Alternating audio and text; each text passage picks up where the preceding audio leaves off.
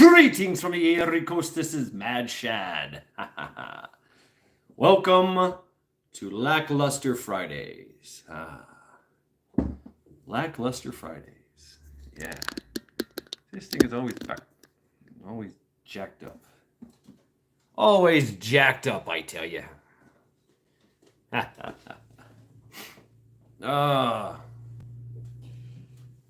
Yo ho.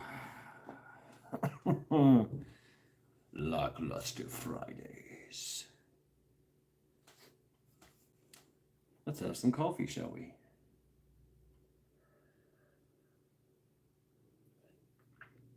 Oh, that's extremely good. Yummy. Yummy. Somebody's here. Hello. 2 people. Welcome to Lackluster Fridays. Yeah. Night Ace. What's up, brother? How are you doing? Yes. Welcome to Lackluster. Nicole Doherty. Nicole DD. I'm sorry. Let me say it that way. Yes. Welcome to Lackluster Fridays. Joe Morgan. What's up, brother? How are you doing? Welcome to Lackluster Fridays.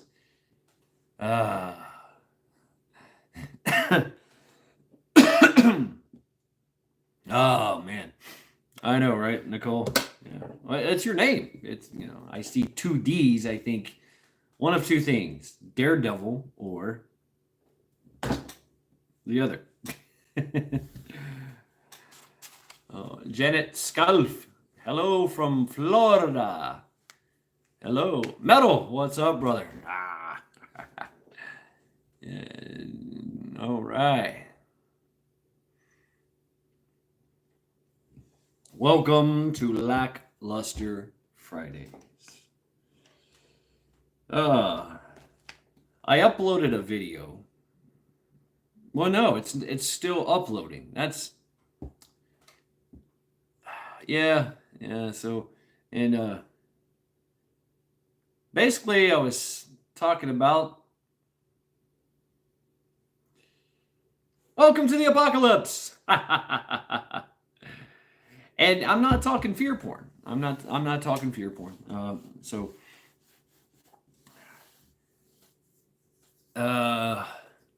can I say this? Well, I can say this how I said it in the last video, which is failed 2 attempts to load. I don't know. Maybe the Eye of Saruman is watching me. I don't know. Who knows? They've got me before, but as a schedule, as we're talking about a schedule for those people, the ones that have literally the inhumans, the unhuman, and the people that have been chosen have chose to be unhuman. Well, they're going to start exiting their mate suits soon, very very soon, very soon. And I mean, you talk about the percentage of inhuman, because that's what happens when you change your DNA. You become other than human. OTH. Other than honorable. You become other than human. So the inhumans, they're going to start leaving. They're going to leave this plane of existence. That's going to create a lot of strife and a lot of chaos, because then there's a lot of people that have some explaining to do. Why are these people just dropping like flies? What? Of course it's a new thing. It's the new thing. It's the new thing sweeping the world. So please, freely submit, obey. Oh, I got it, Joe. Indeed. The thing is, they told us. John H., welcome to Lackluster Fridays, all the way from Scotland. Yeah, it's not. I've stopped looking at the small stuff because, yeah, the small stuff is telling. And, well, it's the big picture. Oh, scholar to you, John. I'm working on it. This is coffee and other things. Creamer. Yeah, we'll call it some creamer.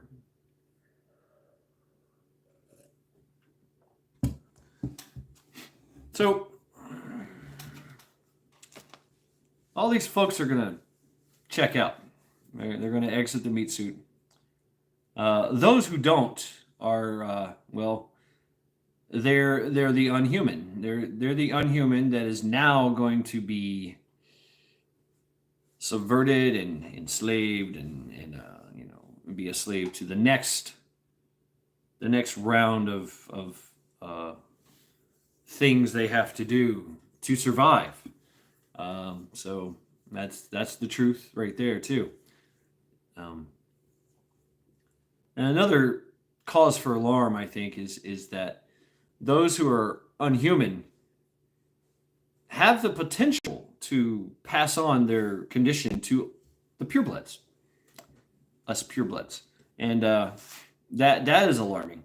That is alarming. But we all know that us purebloods, we're a hardy bunch. We're definitely a hardy bunch, and we fight off things all the time that try to enter our bodies. But this one is extremely insidious, very insidious. And what is the end goal? Well, the ones that survive. Yeah, right, Joe. The ones that survive, well, they're the cash cows. They are now property of whoever, because they are no longer human and do not fall on the guidelines of what it means to be human, rights and privileges and all this and that. Even religious. If you think about it. So they become cash cows. They become property. Proper Book Club. Welcome to Lackluster Fridays, where we're talking about the lackluster apocalypse. Yep. And so there's so many lackluster. Kevin Grip, heard my name. Welcome to Lackluster Fridays. So all those that have been double, triple, quadruple, and now have to subsequently keep taking and taking and taking just to survive, because they don't have a fucking immune system anymore. They now, everything about them, they can mass produce things. They can mass produce diseases and cures, and their organs can be harvested. And the very, very strange rabbit hole I went down of possibly being used for food. Yes, Soylent Green. Yeah. So, yeah, that's another one. Stars. There you go, Metal. That's a strategy. Absolutely.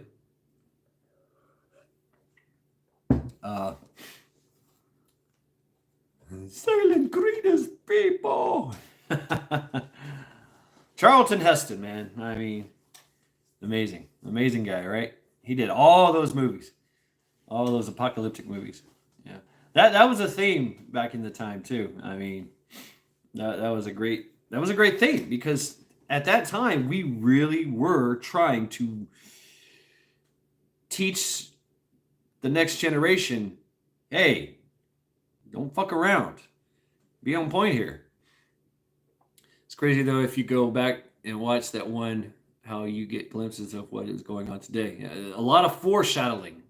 Prepper Book Club. A lot of it. And that's the thing too, is they, I say they, you remember that, put on your Ray-Bans. Obey, consume. Got it. That's it. Of course, those aren't Ray-Bans; those are ugly sticks. But I digress. That's what they're doing. That's right. It's not fiction anymore. And one has to wonder is because of their perversion. Ghetto, what's up, brother? Mr. Pie Man, yes, the Omega Man, last guy standing who wasn't a zombie. Yeah, damn, no shit. The Omega Man, that was a great movie. Really was. Really was. Yeah, call them out. Call them out. Rip Curl. Yeah, they do, man. And they're badass. These things are fucking built. I'm really hard on shit. I really am. And I mean, I've got one little scratch in it.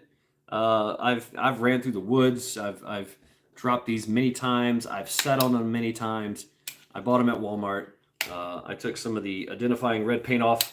There's still some there. It's actually like a cork. But yeah, I mean, ugly stick, man. Ugly stick.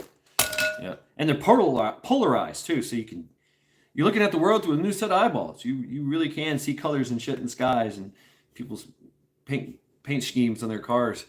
A little different. But yeah, I've broke like 3 cheapy. Yeah. Oh, I've broken what do you call those things? The unbreakable ones? Yeah, I broke those. Yeah, I haven't broke those yet. I'm working on it.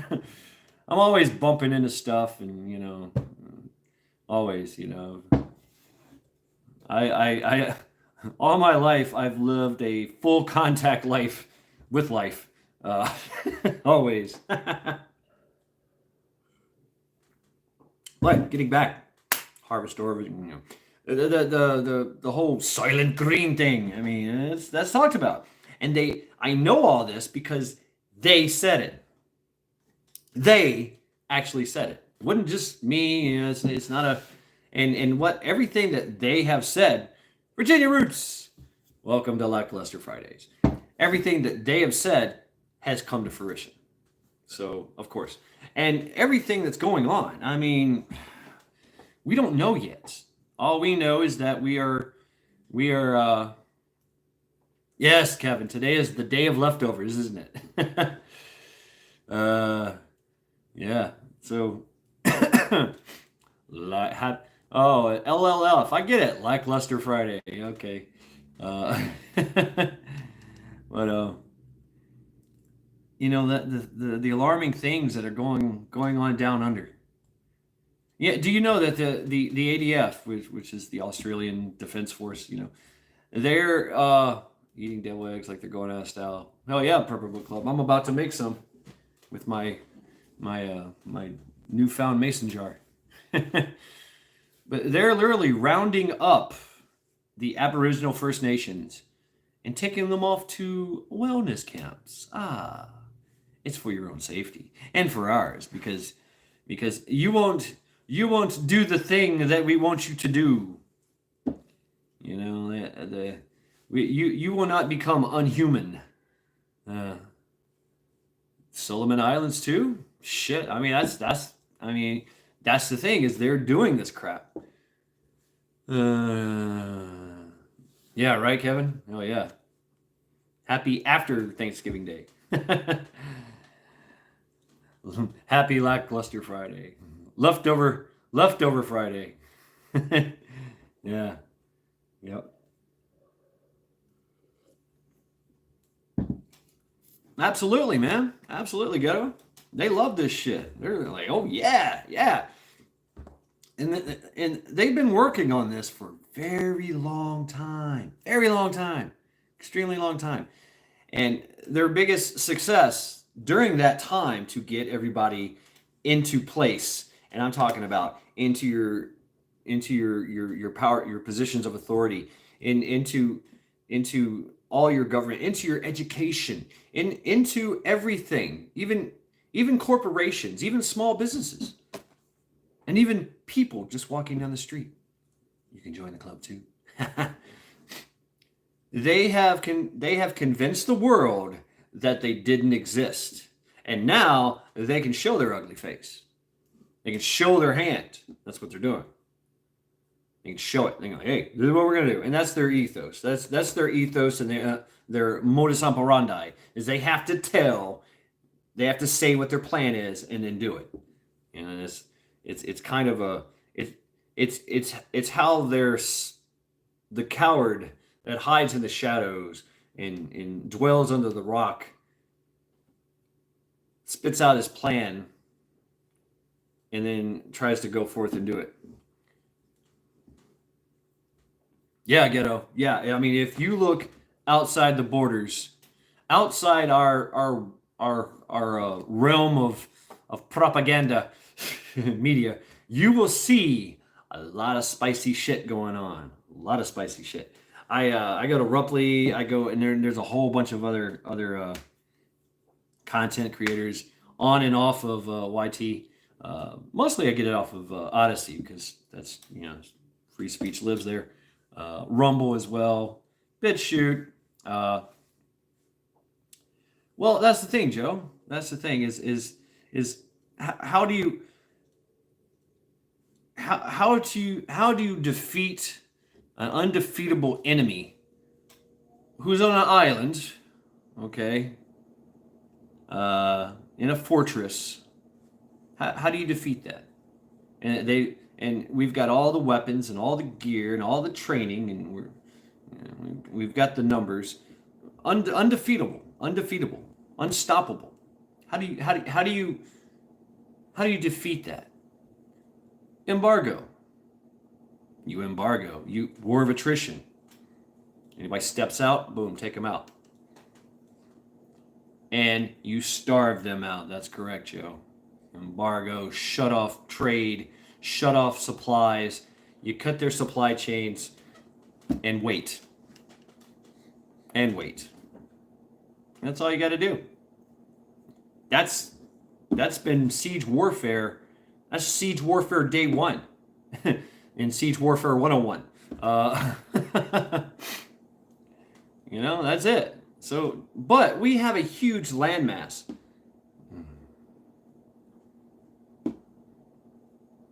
Right, Ghetto. Yeah. And that's just part of it. That's in the middle of their big picture. Because the more that we become weak, the more that they can take over and take charge, and submit their will. It's a fight. I mean, I look at everything like it's a fight. I mean, straight up, that's how it works. That's how my mind works. Get Twinkies. Get them Twinkies. Yeah. So, I mean, it works both ways. It does. Once you know who or what you're fighting, then it becomes a little bit easier. And so they've been studying us for years, right? For centuries, maybe, one could argue. I mean, they're coming at us softly. We're not getting what the rest of the world is with draconian lockdowns and violence, authoritative government violence. We're not getting that. No, they know better. They know better, because once you poke that bear, once you awaken that sleeping giant out there in the Americas, the whole fucking world will burn. Everything will come crashing down. Everything. So that's the influence that we have on the world. Of course, we're not. We're just sitting back and we're continuing the plan of working our asses off and getting that money and continuing to play the rat game.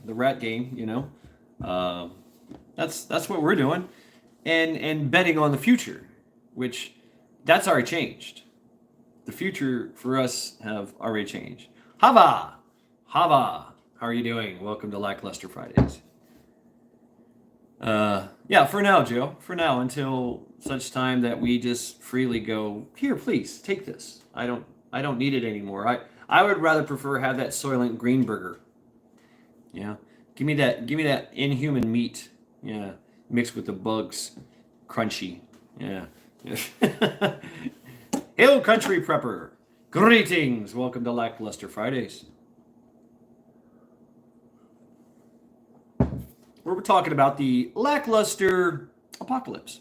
And it's not really an apocalypse. I mean, to tell you the truth, it's really not. It's just a drastic change in our way of life as we know it, and as our kids will never know. So that's just it. Oh, okay. So all right, Ghetto, I'll make you blue after this live. I can't do it while I'm here.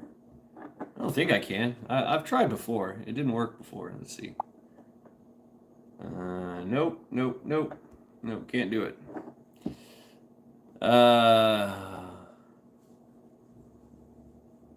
Right on, Joe. Right on. And that's badass. I mean, you're spreading the wealth and knowledge. You know, strike him, Texas here, the Lone Star State.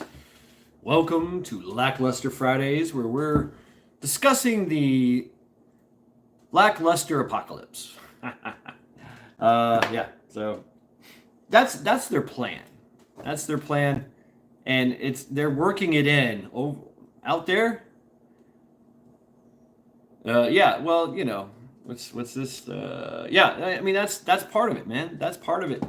That's all part of it. That's the middle portion, because that's how they have to explain why everybody is exiting their meat suit.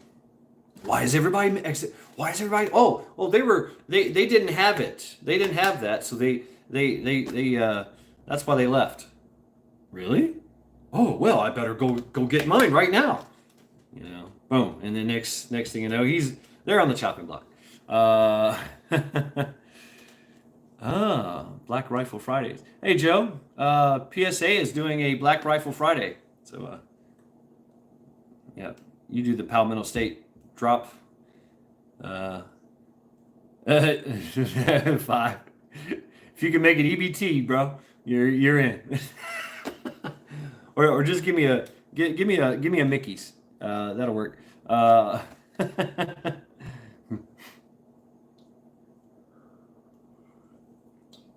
Yeah, Star. It is here too. It's currently 28 degrees outside. It stopped snowing. I had hoped that it would kind of snow more, but it stopped snowing. But after the sunset, there you go, Joe. There you go. Yeah, I just seen Arkansas 11. He just shot it out there. Black Rifle Friday. Black Friday of Death.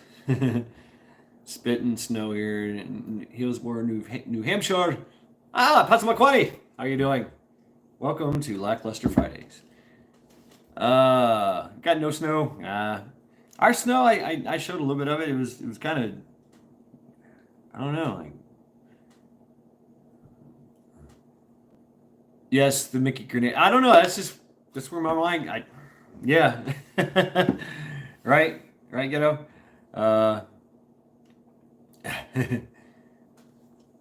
Yeah, right on, Joe. Yeah, I mean, I remember the Mickeys, that grenade, you know, that little grenade, just boom, and it had a wide mouth to it, so you could just chug the fuck out of it. Yeah. Grass green with coat out. Mickeys, and then of course there's all the good old St. Ives 40. Used to love that. Funny story about that, St. Ives. We took 360 ounces of that and poured it into a Coca-Cola change, like a piggy bank change thing. The bottle was huge. It was freaking huge. We filled it up with 360 ounces of St. Ives. It was like 9 bottles.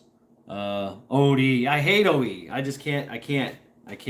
Especially, I know. Hey, whatever. Agree to disagree. I like to say. Of course, I haven't drank it in years. But the St. Ives, I didn't stink as much. Deathclaw Jedi. Happy Dark Gray Friday. Welcome to Lackluster Fridays, Deathclaw Jedi. Did you? Yeah, we all did. And we filled that thing up. It was I was in Camp Lejeune, North Carolina. Right Hill Country, and we filled it up with St. Ives, and then we took some tabs and tripped freaking balls and drank the whole thing. Three, three of us, three guys and three girls, three Marines and three girls, hanging out in Myrtle Beach. Oh, ghetto. I grew up. Well, we didn't call it the ghetto, but we call it the projects. Yeah, yeah. I was definitely the scared white boy in a black neighborhood. But it was in Tennessee. So they put these projects and surrounded it like it. They put the projects in the middle of the woods. Uh, so that was my terrain. French Creek. Oh man, come on now, Kevin. Yeah, you're bringing back memories now. French Creek Barracks. Yes, indeed. Yeah. Don't drink the Kool-Aid. Took some tabs. Yeah, yeah, yeah. So you know what I mean. And yeah. And oddly enough, there's footage of it all. So it was a great time. It was a great time back in the '90s.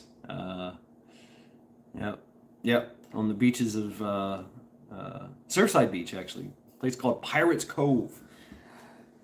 Council schemes. Oh, the count. Really? Really, John H. Oh, okay. Yeah, because I've seen some of the ghettos in France. Well, I haven't actually seen them, but I did see some actually in Italy, uh, some other places. Yeah. And of course, I went to Africa, which the whole place was. Been to the Baltimore projects. Damn. Yeah, they're like, are they like 30 stories high, with a chain link fence on everything, buzzers to get in and out of every door. Uh, Trailer parks, yeah, the trailer parks. But you know what? I mean, there's some good living in trailer parks. There is some good living. No, dude. Just the West Coast. Oh, okay. Right on, ghetto. But you were in, right? You were Army, right? I think. So yeah, you probably stayed here the whole time. Yeah. My Marine Corps ass went touring across the freaking world. Best people are found from humble beginnings. I agree. And let's talk about that. First Nation, Aborigines. They've had a treaty with Australia for 277 years.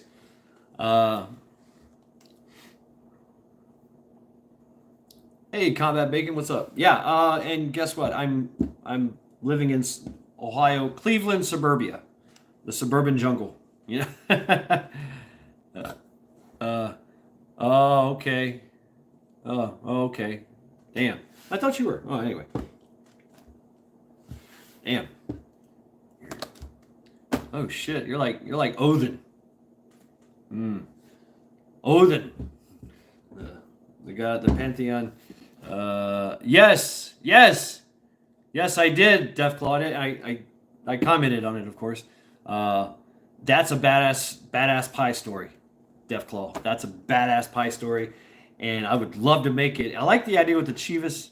I like to use Irish cream. But what I do is I just take the said pie. I take the said pie, whatever pie. I usually buy it. I usually don't make a pie, and then I'll drown it in John H. Look who's drunk. Don't drink and drive, kids. Hey, John H. You can post that. The alert just came up. Please feel free to post it if you're not drunk enough. You can post it in chat. John H. just dropped a video. And since you've got a wrench, you can do shit like that. So, carry on. Well, what was I saying? I forget. I want to see you make a pie like I do next video. Oh, see, you make a pie with such passion. I I ain't got the passion like you do. Like I got the soul for it. Yeah, I got the soul, baby. But you got the raw passion. So uh, my way of cooking is uh, oh, okay, yeah, yeah. Uh, yes, pie. Uh, and I got like three different kinds of pies, and I've already had the we're the pie the society party eats us. Yeah, yeah, right, Hill. Yeah, I just had a first off the bat. I took the pumpkin pie. Yeah, Irish cream and pie. I just pour it right on there. I do. I put that on first, on the Irish cream first. I might poke some holes in it so it seeps in. This is all cold, by the way. And then a little drizzle of chocolate syrup, and then the Cool Whip, and then spoon. Spoon. Spoon. It's our war cry. But yeah, and it's I bought some Evan Williams eggnog. What? We too old for the devil demon rats to eat. Don't go to summer camp. Nope, don't go to summer camp. Don't think the world needs to eat a tray of pot brownies or something. Yeah, I believe it. Hey, El Griswold. Hope you had a great Thanksgiving too. Yeah, right. Prepper Book Club. Yeah. Yeah, I agree, Combat. I agree. I agree. Uh, uh, I definitely will, and I got some Fireball. Make some fire eggnog. Uh, yeah, yeah, Hill. It's more than that. Well, Ghetto, I'm sorry, you're not blue, but somebody here can. I can. You can't because obviously you're not blue. But yeah, you can definitely. If anybody wants to, please feel free to share Ghetto's channel, so he can. You guys can subscribe to him. It's truly metal, amazing. It takes me back. It really does. Sounds like some hot farts do. uh, yeah, if you guys when you great wrenches out there, I usually make everybody blue. Usually, and it takes one apple pie moonshine tastes good right now. Ooh, yeah, with a good cinnamon, a whole cinnamon stick. I got some whole cinnamon sticks too. Uh, yeah, Virginia Roos can hook you up. Yep. United against the tyranny. Yeah. Maybe we could get everyone to drink eggnog if I added Fireball. Yeah. Awesome. Awesome. Boom. Everybody's throwing it out. Look at that. There you go, Ghetto. There you go. Asking ye shall receive. Yes. Yeah, I'm gonna have me some Fireball eggnog. But I got the Evan Williams eggnog, and it's pretty stout. It doesn't really taste good on pie. I like some. I like a rum kind of thing. Oh yeah, I got you hooked up. You guys, please, Phil. I mean, share information, share it. Just remember to be cool about it. Yep, just be cool about it. So, all right. Blue pill or red? Blue pill or red? You're asking me, you're asking anybody else. If you have to ask me, then you don't know. And I'm not going to answer. You should already know. Nog works better with tiramisu. Yeah, it does. Yeah, I agree. I agree. Yep. Yep. Eric, why are you not blue? I made you blue. Did you change your channel or something? Ugh. Aventurities. Why is it? Yeah, I made you blue, and now you're not blue. Did you You can't refuse being blue. I make you blue. Joe's more the black pill. I was actually thinking blue. I was actually thinking the black pill when you gave me the choice. Oh, did you? Did you? Okay. All right. Well, that's fine, Eric. Yeah. In the next live, which will be tomorrow, I'll make you blue. Uh, yep. D's got a pretty good channel, man. He's been throwing Where do we go from here? Where do you want to go, Hill?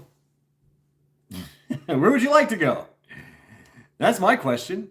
You tell me. Well, the black pill. Yeah, world needs a reset. Just not plan one. I'm not really a black pill kind of guy. Even though I could wield the axe of fire and with efficient ruthlessness. But I mean, this is my Bible.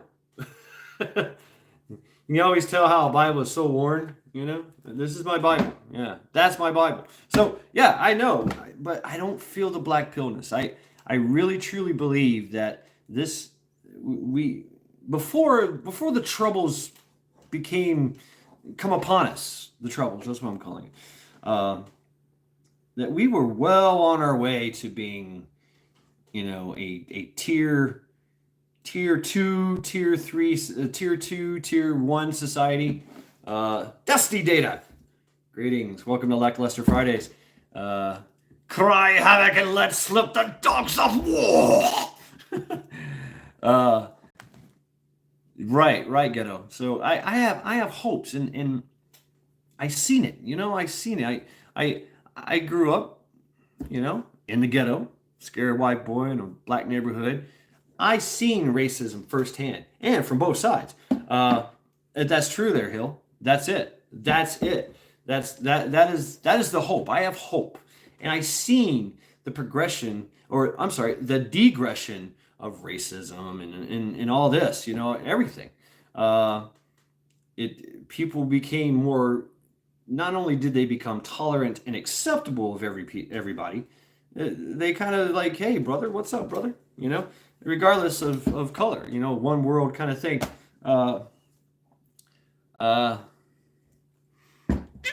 Yeah. Well, I mean, that's going to happen. It's just going to happen. So, yeah, okay. That is true. That is true, Ghetto, and that's the thing. And is the not knowing. The anticipation of death is worse than death itself, right? So, that in itself could be a torture, if you will, of the 9 rooms, character over cover. Yeah, and I've always seen myself subscribe to the idea of universal brotherhood and sisterhood, of all sentient beings, that kind of thing. It's the kind of thing I got from Buddhism, and everything that came with that is.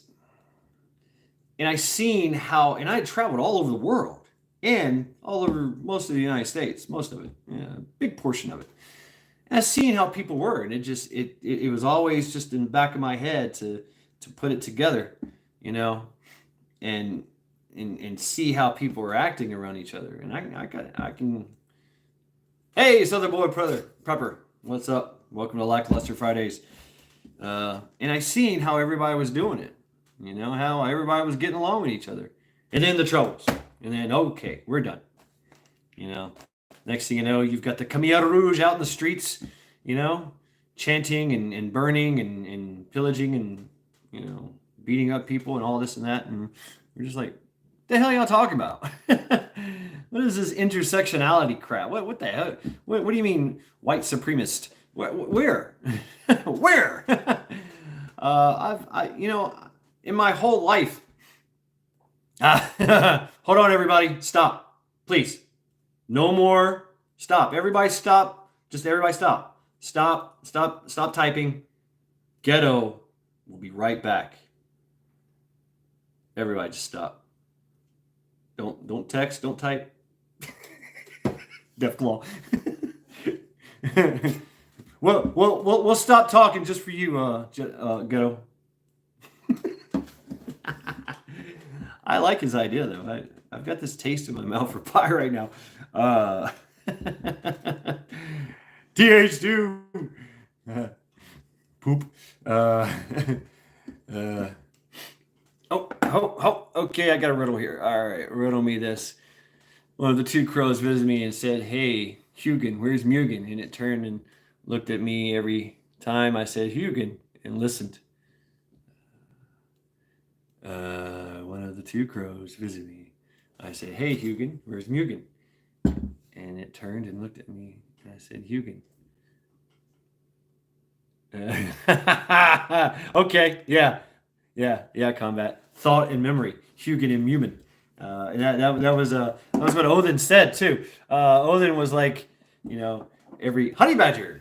Welcome. Tintac. All right.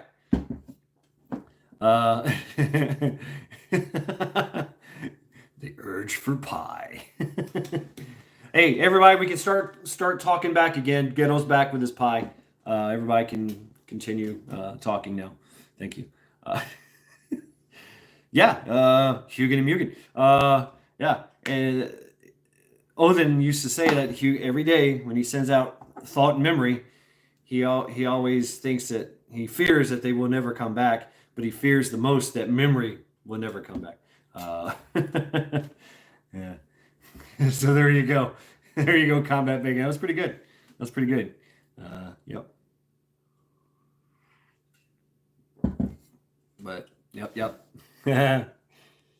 Hit it.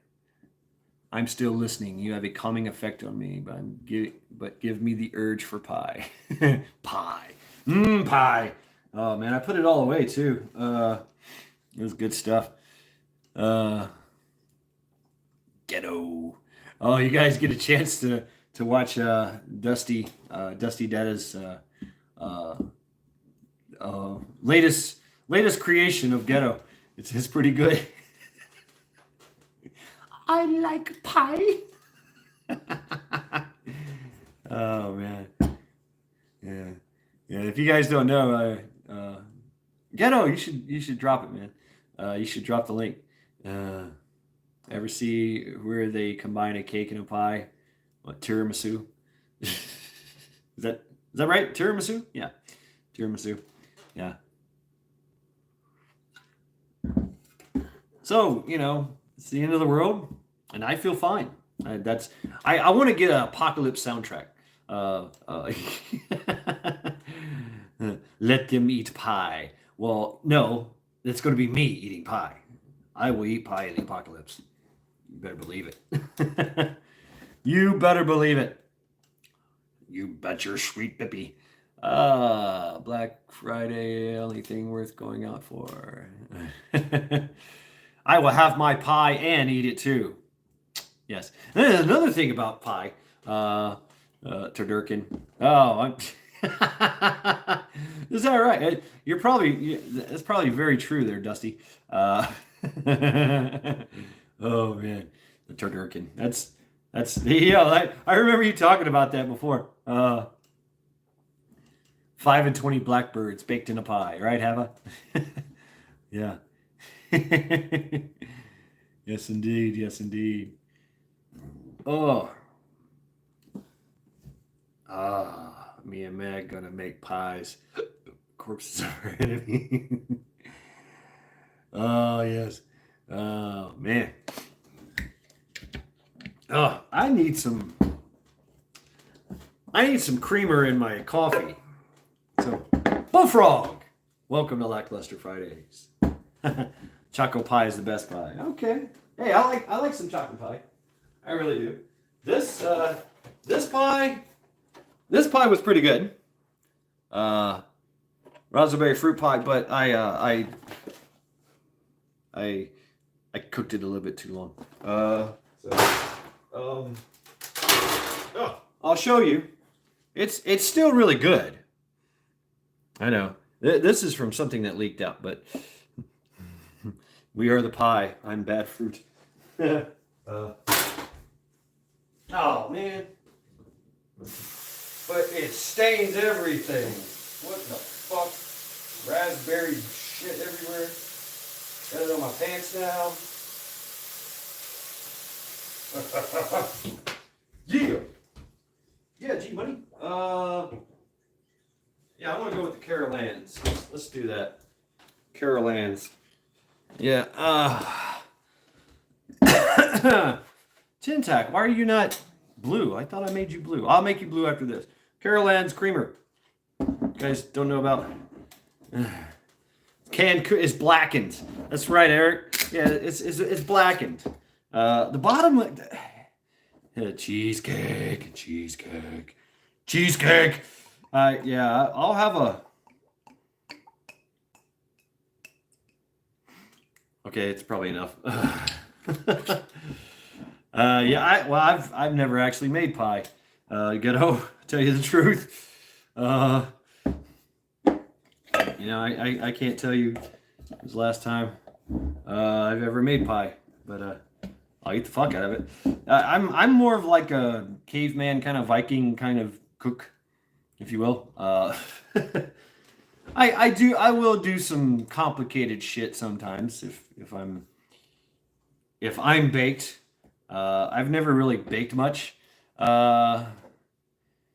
Yeah, I get it. I get it, Joe. But yeah, it's just getting bonked in the head too many times.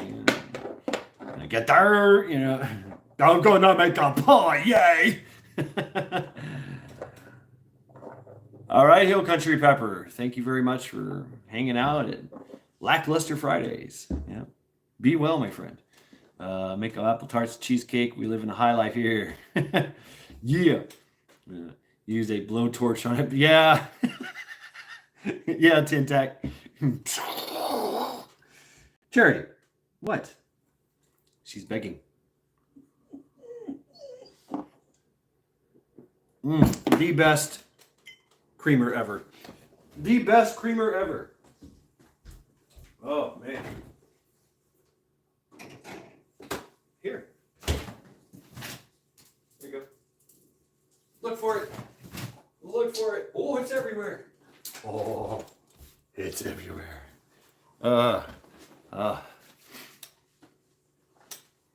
Yeah, right. The more you drink, the better I cook.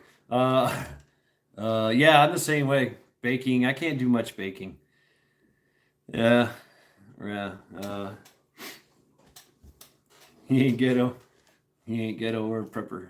Steak and pie. Oh, yeah. I mean, I know how to, but I just don't. I know it is. I know, but there's a mental block. My mental blocks are like walls. I need Jennifer Lopez to go inside my head and work her magic. You remember that movie?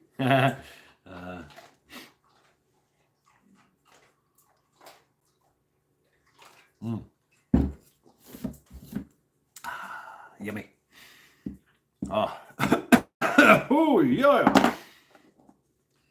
Yeah, so we got the Friday, we got Saturday and Sunday. I actually do that, Eric. I do. It is liquid crack. And that's what I don't we all need her on our head? On our head. Yeah, yes, Ghetto. Yes. No, I got you, bro.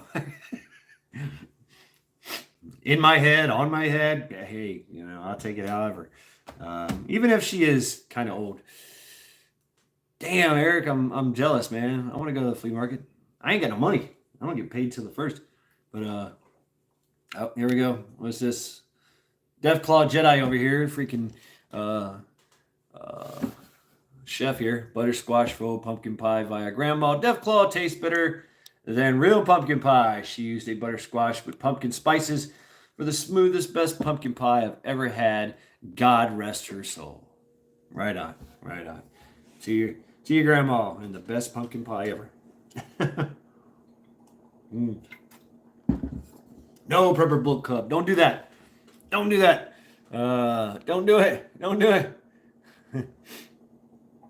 I was there last night for a while. You were cleaning taters and using your wife's strainer Are you starting a cooking channel? The ghetto cooking channel. Yeah, yeah, Eric, yeah, mine either. And that's the thing, is Thursday was in. All right, El Griswold, thank you very much for stopping by at Lackluster Fridays. Have a great weekend and have fun in the apocalypse. No, this is the beginning of the apocalypse. This is the beginning. So this is when the fun begins, right?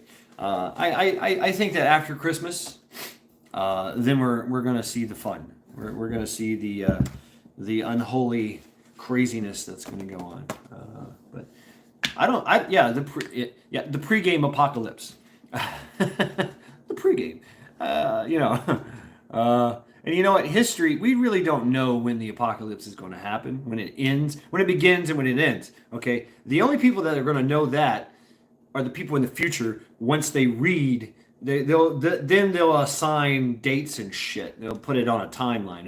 Now we don't know the timeline because we're being fed shit once a month. Kind of rich, but when I get paid from work and VA disability, right on combat. I'm still working on VA. And like I said, mental blocks.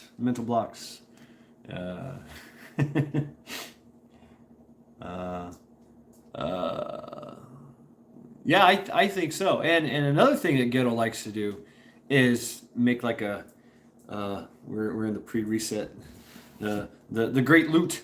I'll call it the Great Reset. I'm gonna call it the Great Loot. Louis Vuitton in the land of skunks, the man with no nose is king. Oh man, oh man, I know what the smell of skunk smell. Oh, it's terrible, absolutely terrible. Yeah. Anyway, I forgot which thread I was going down. Thanks for distracting me. That's good.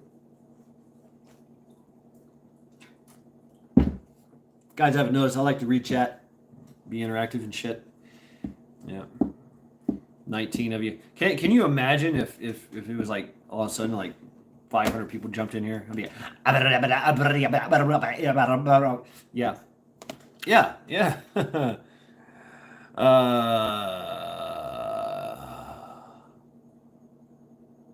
Yeah, Joe. Unicorn. Oh, the unicorn. Yeah. Yes. And that's yeah. No shit, Deathclaw. Damn.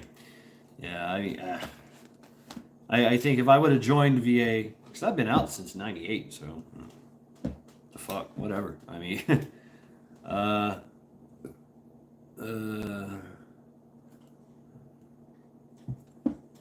yes, 80 to 60 because I missed a evaluation. I was never scheduled. And they knew, yeah, memory lap issues. So you feel me, Combat Bacon. Yeah. I mean, I have this whiteboard here for a reason. There's things up here like a to-do list. Take your vitamins, tie your shoes, take a shit. Your name is Shad. That kind of thing. Now I've got more stuff over here on my calendars. Okay, this day, and I'm the most brilliant idiot you ever met in your life. Really am. But I forget shit. I really do. I just forget shit. And it's just old age. And you're like, okay, all right, it's old age, right? Well, what the fuck? Then how come the old timers go, you're a young boy, Stuart, how you doing? Skull. Welcome to Lackluster Fridays. You don't know Cheech too? That's for tomorrow. Yeah. That's Mala. Yeah, she's on the wall. We're going to put her on the wall for trial by axe. Yeah, Mala. Ginkgo time. And I guess I'm going to put her hair into the numbers too, so you can hit the hair. I'm thinking that the hair, because their hair is like bulletproof, right? She's too skinny. She's too skinny. I don't know. I don't know. Somebody had said I should put knee pads on her and a hoe. But I mean, it's just I don't know. Should I? Okay, all right. You know, I forget who that was. You know, knee pads. Okay, here's some knee pads. Yeah. Right. And there we go.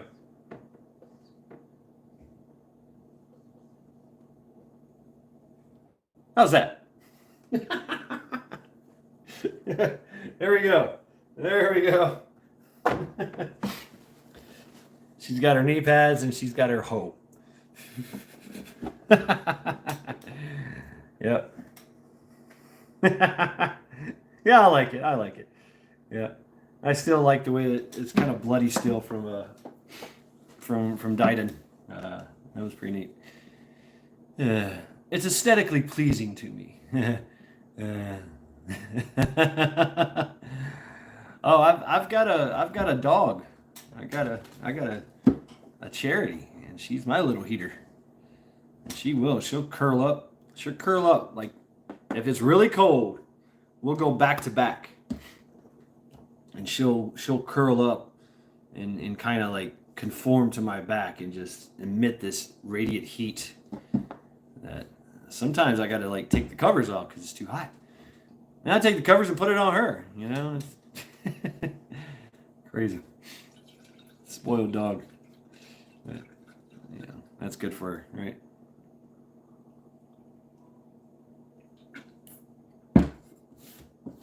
I promised her a good life. And I think so far I've given it to her. I think so. But and that's another thing is they want to do is they want to make us pets. Yeah. The whole Elon Musk with the chip thing and you know with the graphene oxide and you know I mean Travis Scott, right? That whole thing. We know what that was. That was a sacrifice and a test. A test for the graphene oxide.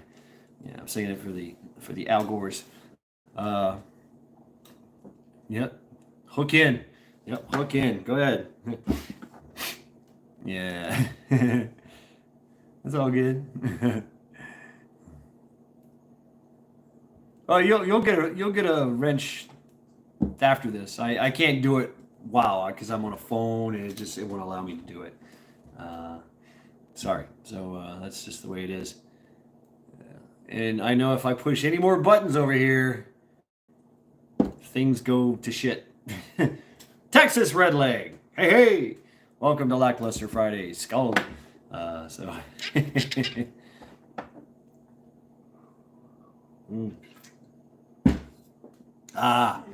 Push buttons. Bad stuff happens.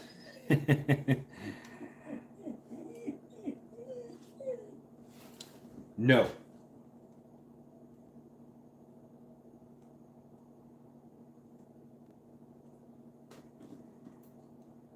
He hasn't earned it yet. Lake Fair Perker, Unicorn. No, Omnicron. Whatever that is. He hasn't earned it yet? Yeah, he has. The only thing I ask is that, you know, no Met Chad. Hello, this is Loretta. Met Chad.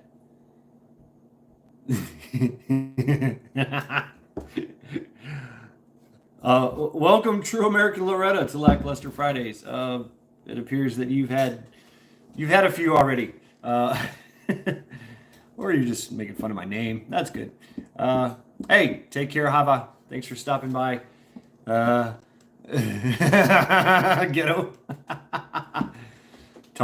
Just talk to Tex. Loretta. Oh, that's awesome. Ghetto got his. Yeah, he's putting in his work, right? Ghetto, you putting in the work behind the scenes.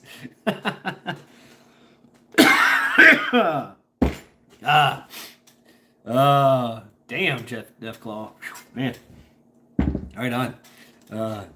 Doesn't like Southerners. No, you'll get a wrench. You'll get a wrench after this, Ghetto. Tune in tomorrow, 7 p.m. when we do trial backs trial by, and you get to play. Seen the games. Everybody. I got some old games here. This is how it works. You pick a number between 1 and 100.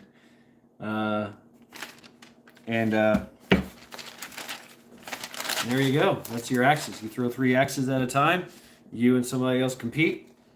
And whoever gets a headshot, neck shot, or 2 to the torso, 2 to the chest, wins. And that's it. Next. My number was 69. Was it? Was it Joe? Yeah. Codpiece. Yeah. Joe is he is the very first in the Codpiece Hall of Fame. True American Loretta is on the Codpiece Hall of Fame as well. Where is this? Yep. Joe, Loretta, and Nunya, Texas are in the Codpiece Hall of Fame. They hit that portion right there. The codpiece. Right in the codpiece. Yeah, so there is a Codpiece Hall of Fame. Yeah. Always a crowd pleaser, You get hit there and it's like, oh, everybody cringes back, oh, damn. It doesn't matter if it's male or female. I have to go to wrenches. Yeah, wrenches, Tintac. Yeah, don't worry, Tintac. Yeah. You'll in the next one you'll be red. You'll be blue. I have to go check those out. I've only watched about 3 of your videos and quite a few shorts. So okay. Yeah. I've got a lot of videos. Ghetto at Shad's place. You're good for now. Did you translate the Russian messages? Oh, I did, Stuart. Yeah. I talk a lot of smack during trial by axe. Yeah. Petty Bob. Hey, Petty Bob. You guys, check out Petty Bob. He'll give you the he'll give you the intel on what's going on over there. Yeah. Thank you, Petty Bob. Yep. Check him out.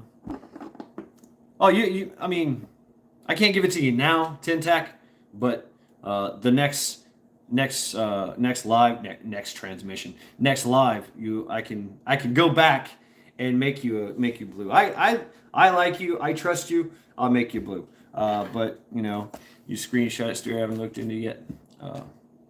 But if you don't want to be blue, that's fine, Tintac.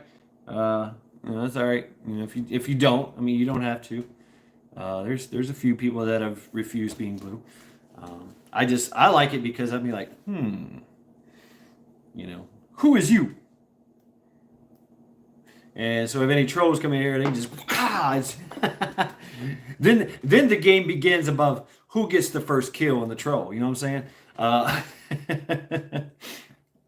And I went back in one of my lives, and somebody came in and trolled me, and I never seen the message. So somebody got him, but nobody claimed claimed the kill. So man, Shad, you're starting to do good live streams. Lackluster is good fun. Thank you, Tintac. Thank you, brother.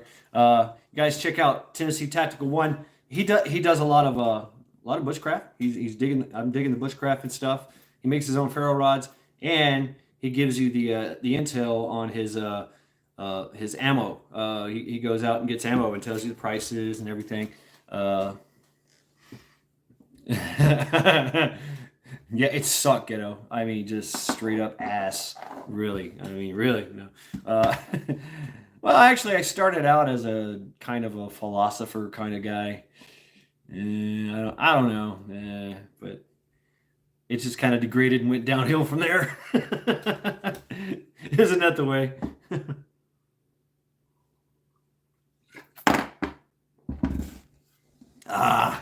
Right, Tintac, it is.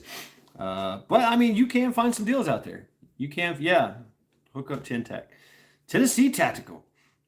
I too am from Tennessee. I'm from West Tennessee originally. I think he's more east. But if you guys haven't been to Tennessee, man, Tennessee is a beautiful country. It really is. really is. Oh, Banff! Spike! Yes. Yep. This is the first wrench I've ever had. It's kind of fun. I can put links in as long as I'm not a D-bag. It's an honor and privilege. Yeah, Def Claw. I mean, right on.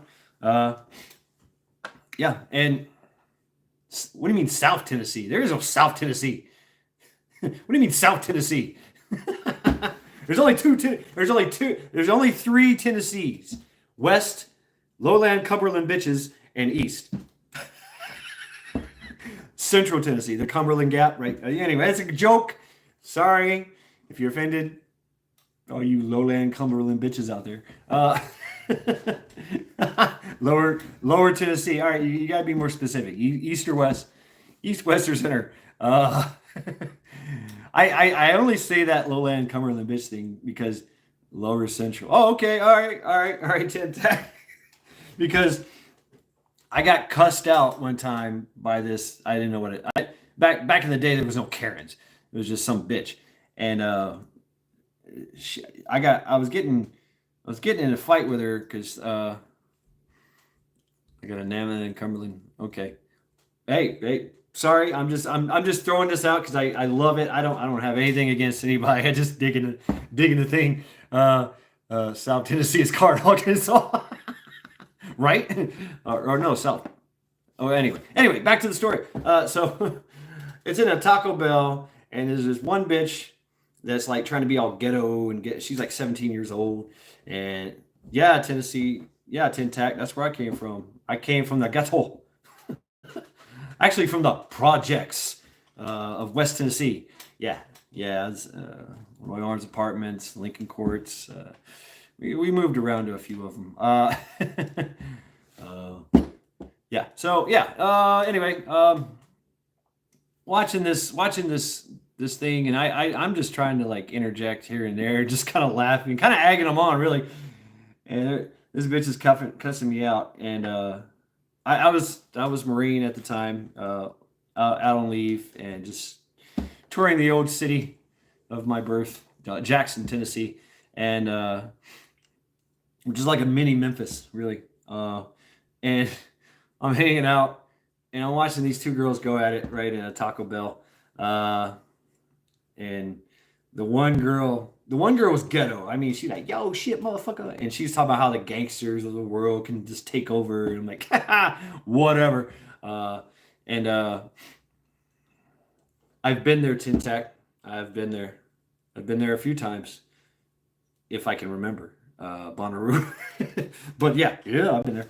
And so there was a ghetto, and then the other one, she was Southern drawl twang, and she hauled off and slapped the ghetto bitch, and she called her, "You Lowland Cumberland bitch."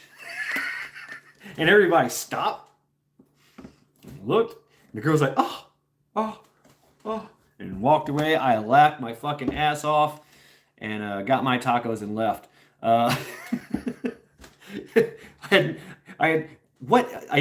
the fuck is a Lowland Cumberland bitch? I mean, I don't know. I never heard of it. Never heard of this before in my life. And here I am in West Tennessee. And I don't know. I guess maybe they knew each other. And it just stuck in my head all the time. You Lowland Cumberland bitch. So, no offense, Tintac. I know you're none of those things. And that's exactly my point, Combat Bacon. That's what I was telling her. That was my what do you call it? My stance was, oh yeah. And I told her, I said, oh, you got gang, and she's throwing up gang signs. Yo, I got gang signs. Yo. Yeah, I could do some gang signs. Yeah. What's this and this? Yeah, I mean, she's doing all this crazy shit like this, and I said, okay, I'm in the biggest gang in the world, and we only have one. She's like, oh hell no, we'll kick your ass. I'm like, okay, all right. We've got fast movers, we've got tanks, we've got freaking nuclear bombs, we got super secret squirrel sniper teams. That that's true, man. We do. There you go. There's this gang sign. but it was just it was just funny to watch. I mean, and she was naive, uh, she was talking about getting tattoos on her neck and on her face, and I'm like, okay, all right. I'm just watching all this, like, I didn't know at the time that I was talking to a Lowland Cumberland. Maybe that's the gang name. Oh, shit. Damn, it's taking me 30 years to realize this. All right, the Lowland Cumberland. It's the LCBs, man. That's who it is. That's who she was talking about. One of the greatest gangs in the world, the Lowland Cumberland bitches. Oh, damn. I didn't know who I was talking to. Oh my God. About to lose my channel, dude. Strike 2 in the wee hours of the morning. Damn, Spike, really. Right, start another one, man. Start another one. We'll kick it off. We'll share it,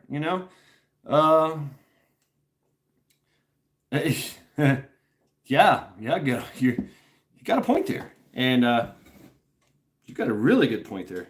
Tupac, yep. Tupac. Yeah, I mean, send it, man. Well, I have tattoos, so they all tell a story, kind of like a timeline. Yeah, I got one.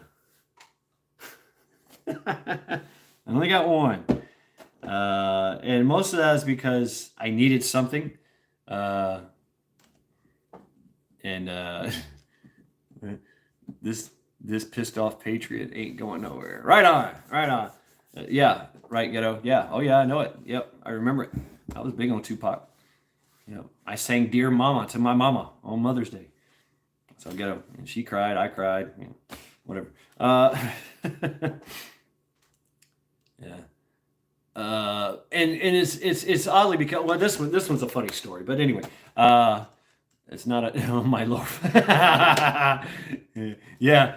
But see, ghetto, yeah, okay, all right, let's go there. Butterfly tattoo, it is, but it's upside down.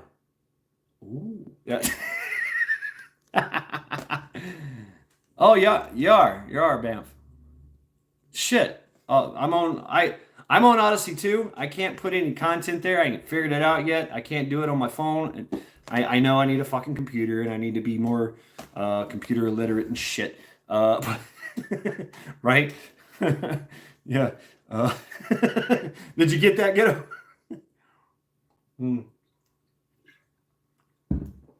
No shit, Combat Bacon. Escape artist, Papillon, do everything from a phone. Yeah, me too. Me too.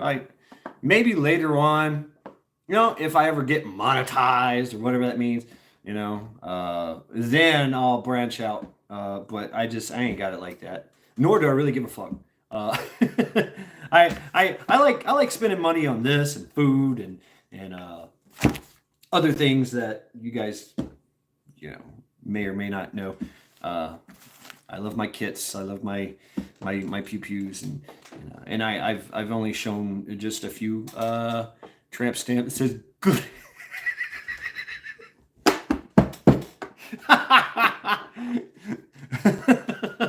Eric.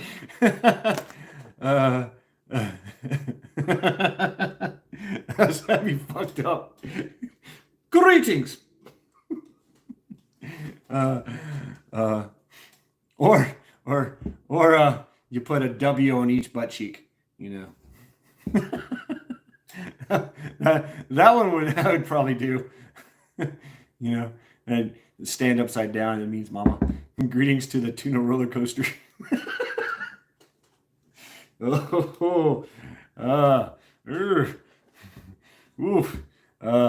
Greeting. There it is. That's what I was looking for. Greetings from the rear coast. Hold on. Greetings from the rear coast.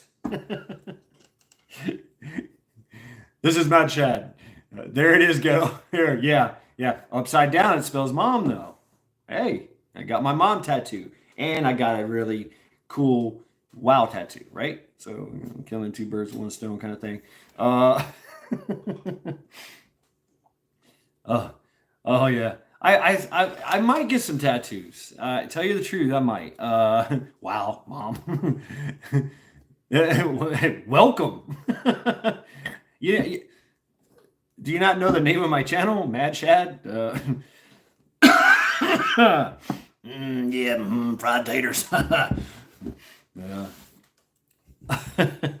You never know where it's going to go around here. You never know. I mean, yes, yes, absolutely, absolutely. Both, ghetto, both.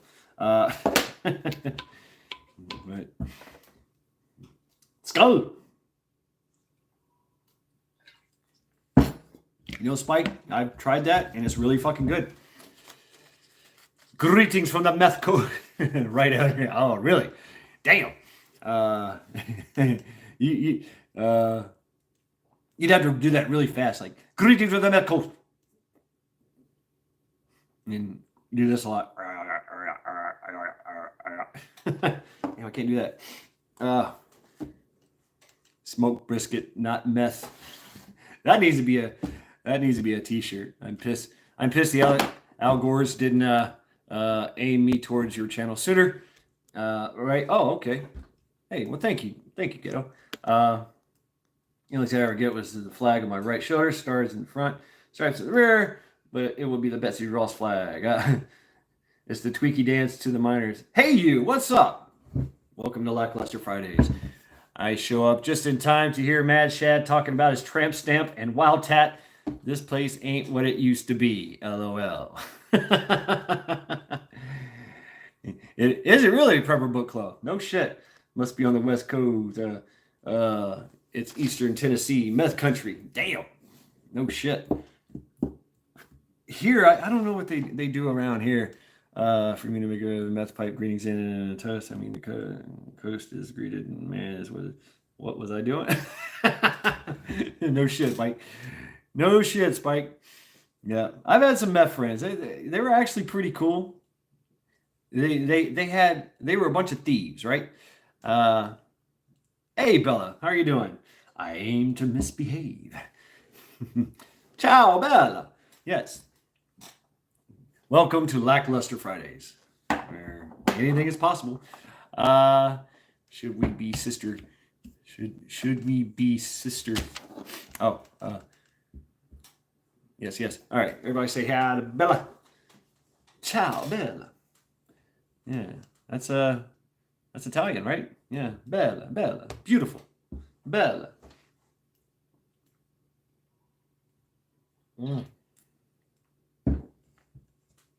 Yes, from Firefly, one of my favorite fucking shows that they took off the damn thing. Meth heads are cool.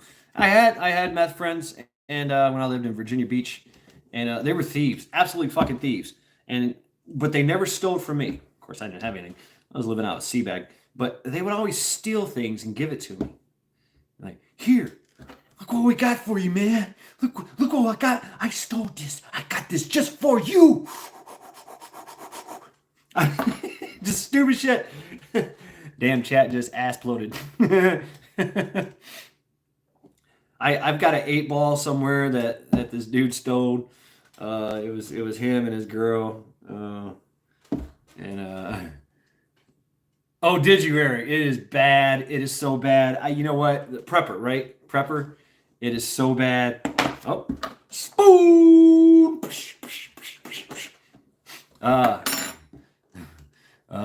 Just give him a flashlight. Yeah, give him a flashlight. How are you? No, charity. No. Where was I going? I forget. Yeah, the Prepper movie. Prepper. It is so fucking bad and cheesy and infomercial. It's spooning leads to forking. Yeah. I love fucked up shit like that. I really do. I love fucked up. No. Yes and no, ghetto. You never know what comes out of my fucking mouth. It just happens. There's no filter. None. And it's imagine having a mind that is in every dimension all at once and one outlet for everything to come out. That's it. Yeah. Squirrel ain't even the moment. The squirrel moment is back then. Ford Fairlane. Yeah, that was a good one. You ladle? Damn. I don't spoon, I ladle. Yeah, the movie Prepper. It's pretty bad, but it's pretty good though. Actually, I like the message. Uh, they kept it kind of PG. It's such bad grill. It's such bad acting and writing. Uh, wax on wax. Oh, is that right? Well, maybe that's why they gave me the 8 ball. I don't know. Just woke up from turkey coma. Harvest Fairy Moon. Hey, Ronnie Bone. Hey. Yeah, the movie Prepper. It's bad. I shared it, but it's bad. It's bad all the way through.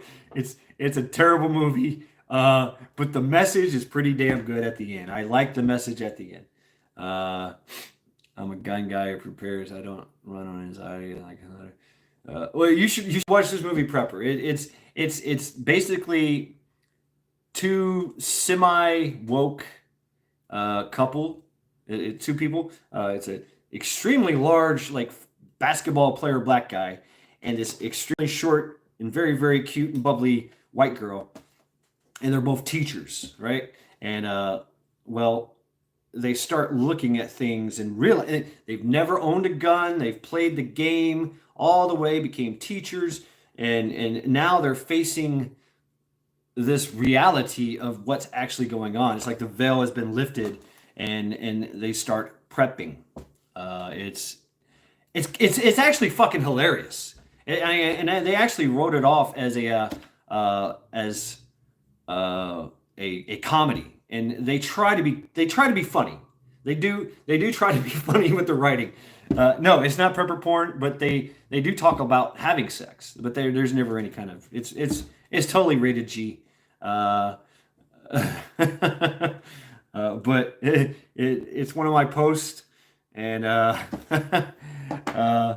play stupid games, win nothing. The chick just can shoot through that. Yeah, combat. She's the operator, right?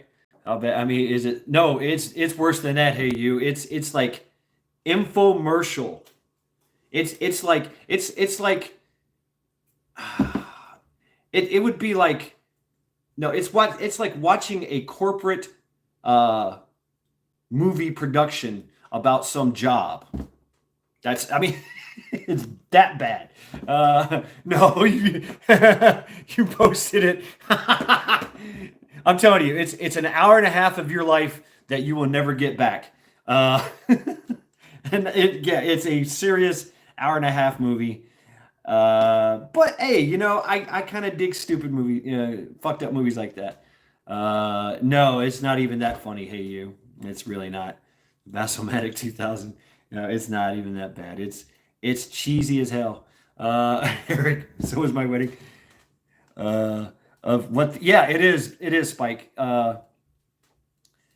It's not even B rate. It's A rate. It's yeah, it makes look high quality.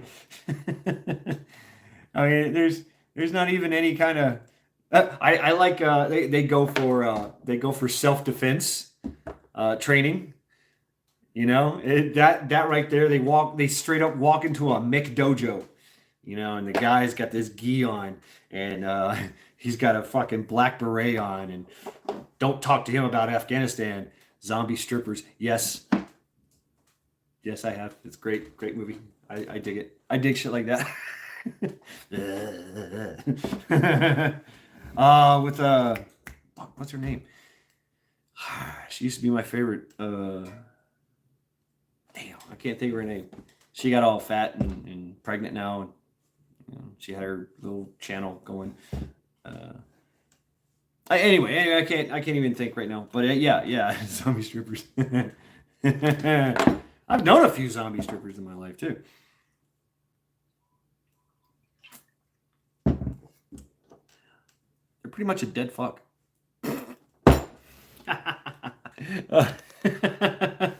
Yeah. It is so A-rate, it'll make you irate. Yeah, it's a lot of what the fuck and laughing my ass off. Uh, the Haunted World of El Superbeasto. No, I haven't. Zombie Strippers, 2010 movie. Yeah, about that time. No, maybe a little bit earlier, I think. Uh, I don't know. I don't know. Combat can tell us. Uh, Pool ball taught her nether regions. She was, yeah, right. Yeah. Tintec, you can get nachos, man. So I'm gonna be out there in Shift looking for Twinkies, and you can be looking for nachos. So I'll keep my eyes out for you. Find some nachos. I'll call you. I'll call you on a sat phone. Oh yeah, by the way, I've been thinking about doing this, getting a satellite phone. Yeah, they're really inexpensive now. Monkey Works. right, ghetto. Carrot cake Oreos. I don't know that. Yeah, you get you a sat phone, which I look. If you guys watch Monkey Works, I'm pretty sure most of you guys do. He's been pushing this sat phone company, and they're legit. I looked into it. They're fucking legit. I mean, and you can get different plans. Carrot cake Oreos. All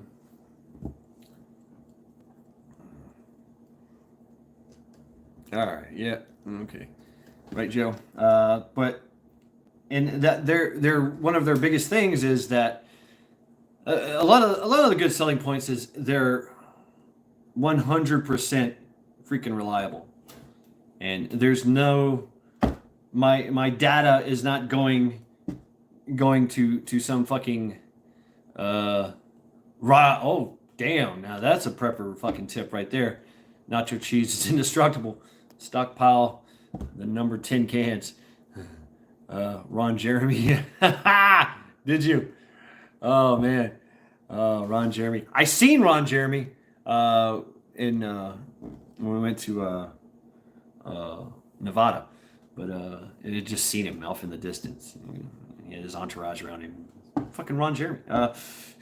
The Hedgehog. Cheese Whiz is another indestructible thing too. Man, that stuff. You just gotta watch out for the pressure change. That's all. And heat and cold does affect it. It really does. But yeah. Yeah, G money.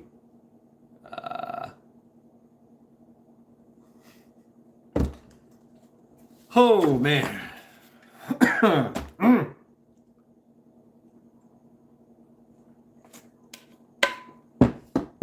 So what are we gonna do when this this old world order takes over everything? Well, we know that we know the steps that they're going through, right? Uh,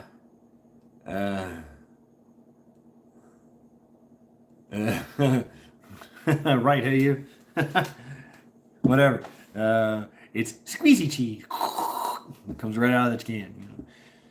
String cheese. The original string cheese. We know. We're just gonna run out of everything. That's it right there. That's the first. Douche canoes. You say douche canoe. All right. I love it. Yeah. Hey, Ron Jeremy. Yeah, you're right. We won't know TS happening. We will still be asking what will we do when it happens. I believe it already happened. It's just haven't got exact. Well, yeah, you're right, Ghetto. And like I said, yeah, Avenue, true to Caesar, Kaiser, true to Kaiser. I love that Fallout. Yeah, I mean, like the whole storyline of it. You know what I'm saying? Like this fucking group, out of nowhere comes up like the Roman fucking legion, talking about the Kaiser. True to Kaiser. Yeah, that's one of my favorite games. It really is. I've played that every fucking way I could. Every possible way I could possibly play it, I did. And yeah, love that movie. Fallout New Vegas. Yeah, very good. But Deathclaw Jedis, yeah, and I made it my personal freaking thing to kill a Deathclaw with my bare hands. You know, you can build yourself up. Borderlands. Yeah, I've tried playing Borderlands. I just, I'm a poor, so I can't afford all that shit.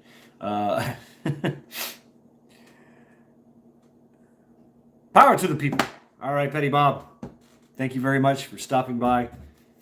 And have a good night. Black Screens and Technology is here to keep us compliant while we collapse. That's right. That's it. And like I said, when it's all over, they're gonna get somebody else is gonna write the timeline in. The victors are. The history is always written by the victors.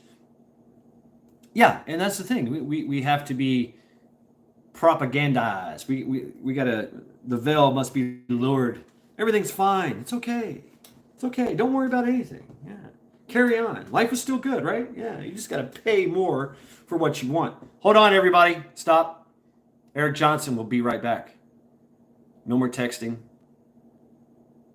Thank you, Petty Bob. No more texting. Stop for a minute.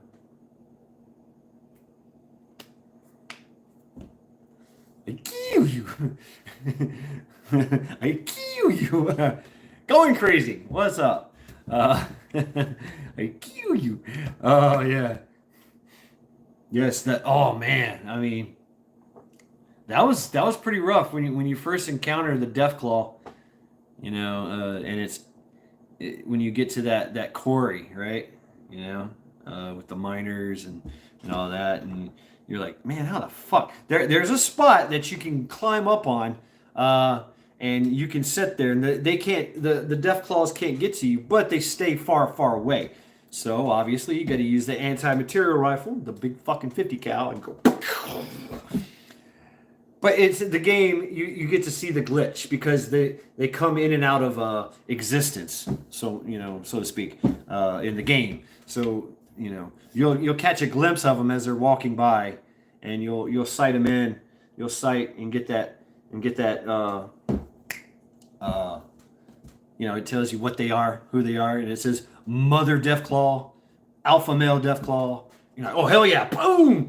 But you can never kill them that way. Hey, technology gives me something to do when I continue to eat my sandwich after giving a bad guy a dirt nap. Yeah. Hold on, everybody. Going Crazy is leaving. He'll be back in a little later. So we can't say anything until Going Crazy comes back. Yeah, but Deathclaw Jedi, it's in the beginning when you're first starting out. That's where I went, right? Roger that, Going Crazy. Shh, everybody, stop what you're doing.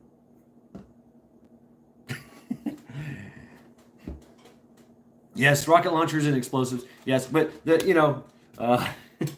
when I first got to that quarry and you encountered him, you're like, oh fuck, unbeatable. And you're not big and strong anymore. You're not at that level. So just one swipe and you're dead. And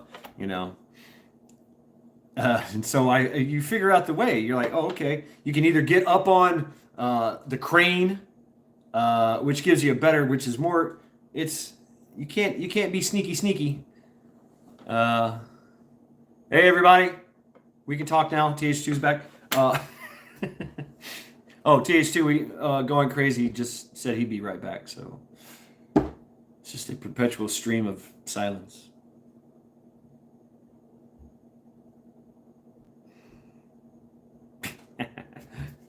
Yeah. So anyway, here we are. We're talking about games. Old ancient fucking games, man. Yeah. So yeah. And then after about 20 times of playing a fucking game, you figure out, oh, okay, you start playing with the attributes in the beginning of the game. So I gave myself toughness and all that. And I literally punched a fucking Deathclaw to death. And just boom, boom, boom, boom. I had to, at first of course you get the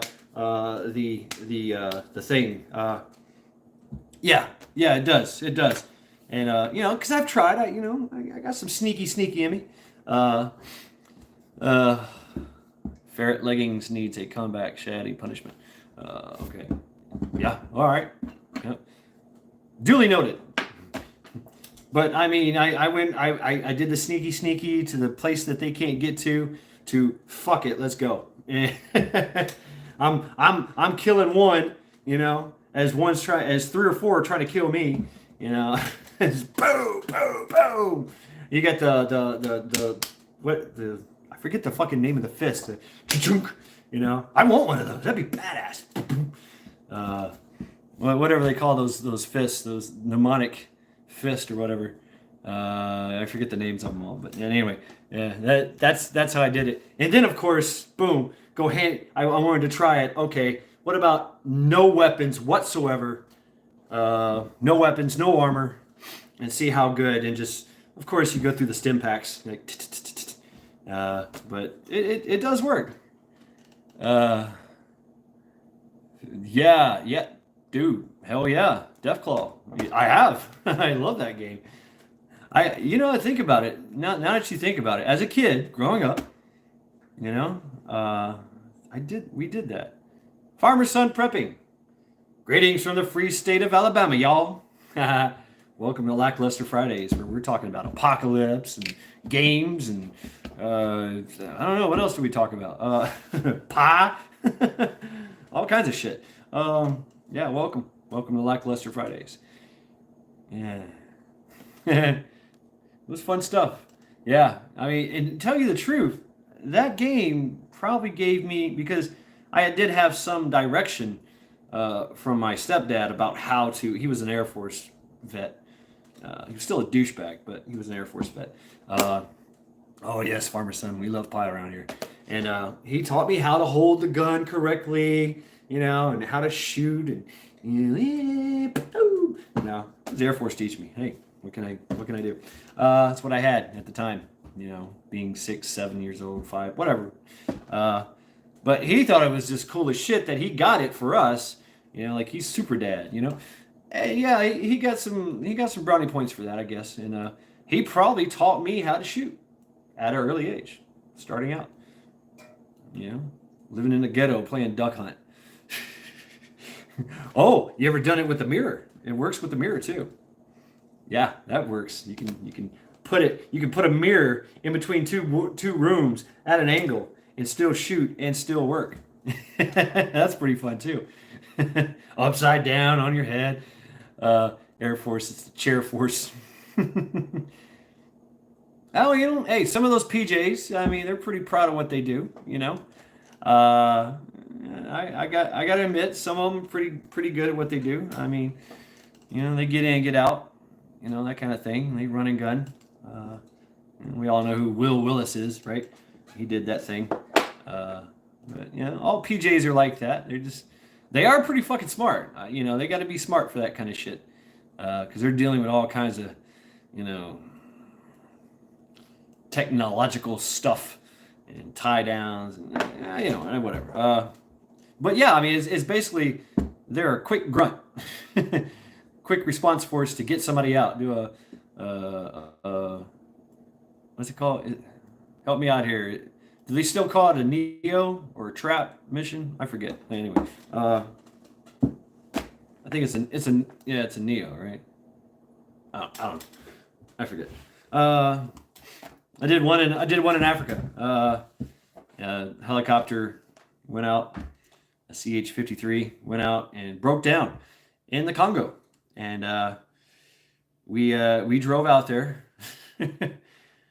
loaded for bear, and it was a war going on, and we drove out to the place where they were, and we brought a mechanic with us, and he fixed the thing, and we flew out, and that was, I got a boom. Hey, good job, right?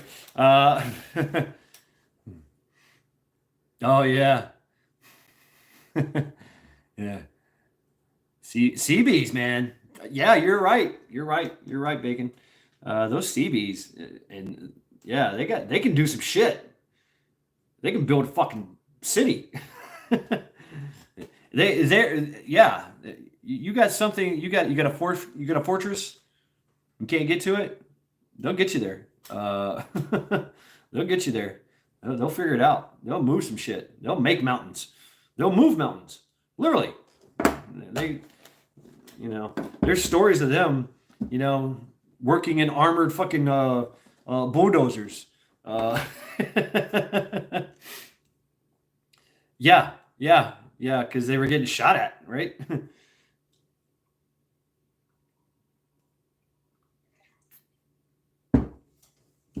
We did a big training thing with them, where they showed their skill in Australia. We did a beach landing. It was a big. It was like the whole freaking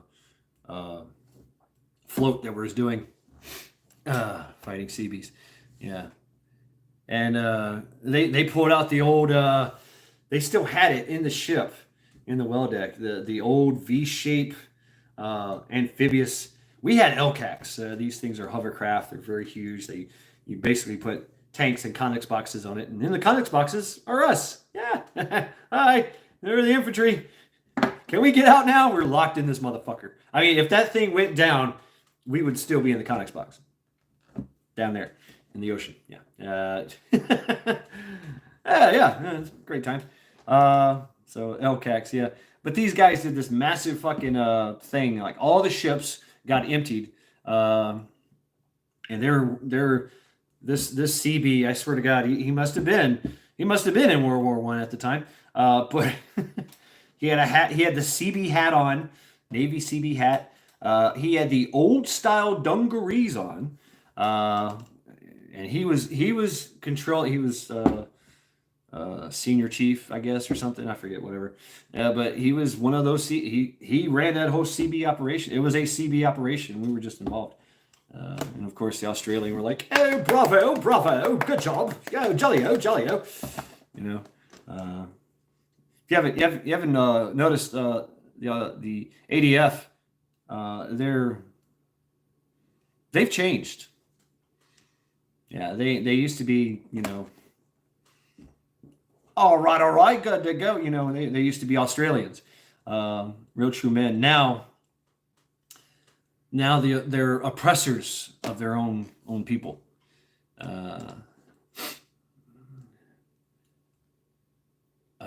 I put a diesel heater in and it ran on high for 24 hours and it burned over 2 gallons. However, it heated a big camper with vents wide open.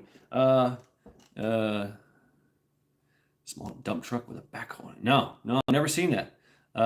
Give an army grunt who grew up on a ranch a bale of wire, some duct tape, and a couple of pellets, and stand back while we make a tank out of chewing gum. Right on. No combat bacon and badass Jedi, Deathclaw Jedi, and I'm the master of making fortifications. I can go in the woods and dig a fucking hole and build mounds and lay down bricks, lay down logs and build traps and all that. I can make a badass fucking hill, reminiscent. Give me some fucking sandbags, or just any kind of bag. I'll make a fortification. Klingon Princess, welcome to Lackluster Fridays. I mean, I've already started fortifying this area, but always better your position, right? So yeah, make shit out of chewing gum, duct tape, baling wire. You can do a lot with that. Hell yeah.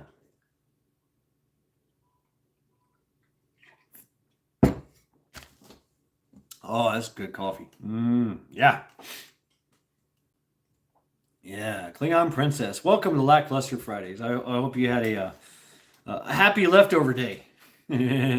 Yes, happy leftover day. Yeah, I always think of like Dave Chappelle. He's like butt. Stop trying to have manners. Only I can call her ma'am. Oh, okay. Helen, greetings, young lass. Yeah.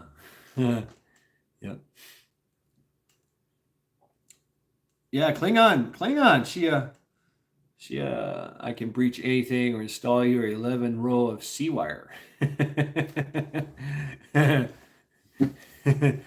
Yeah, that's my skill too. Is I can break into anything. I can break anything. Yeah. Siege warfare. Yeah, you guys, combat engineers, though. I mean, hey, y'all, watch this. Oh, yeah. All right. I can. Okay, right on. But I'm getting old now. Okay, new guy. New guy? Ghetto's been around for a minute. Shit. New Ghetto. So, yeah. Damn, I've been on for an hour and 45 minutes. I'll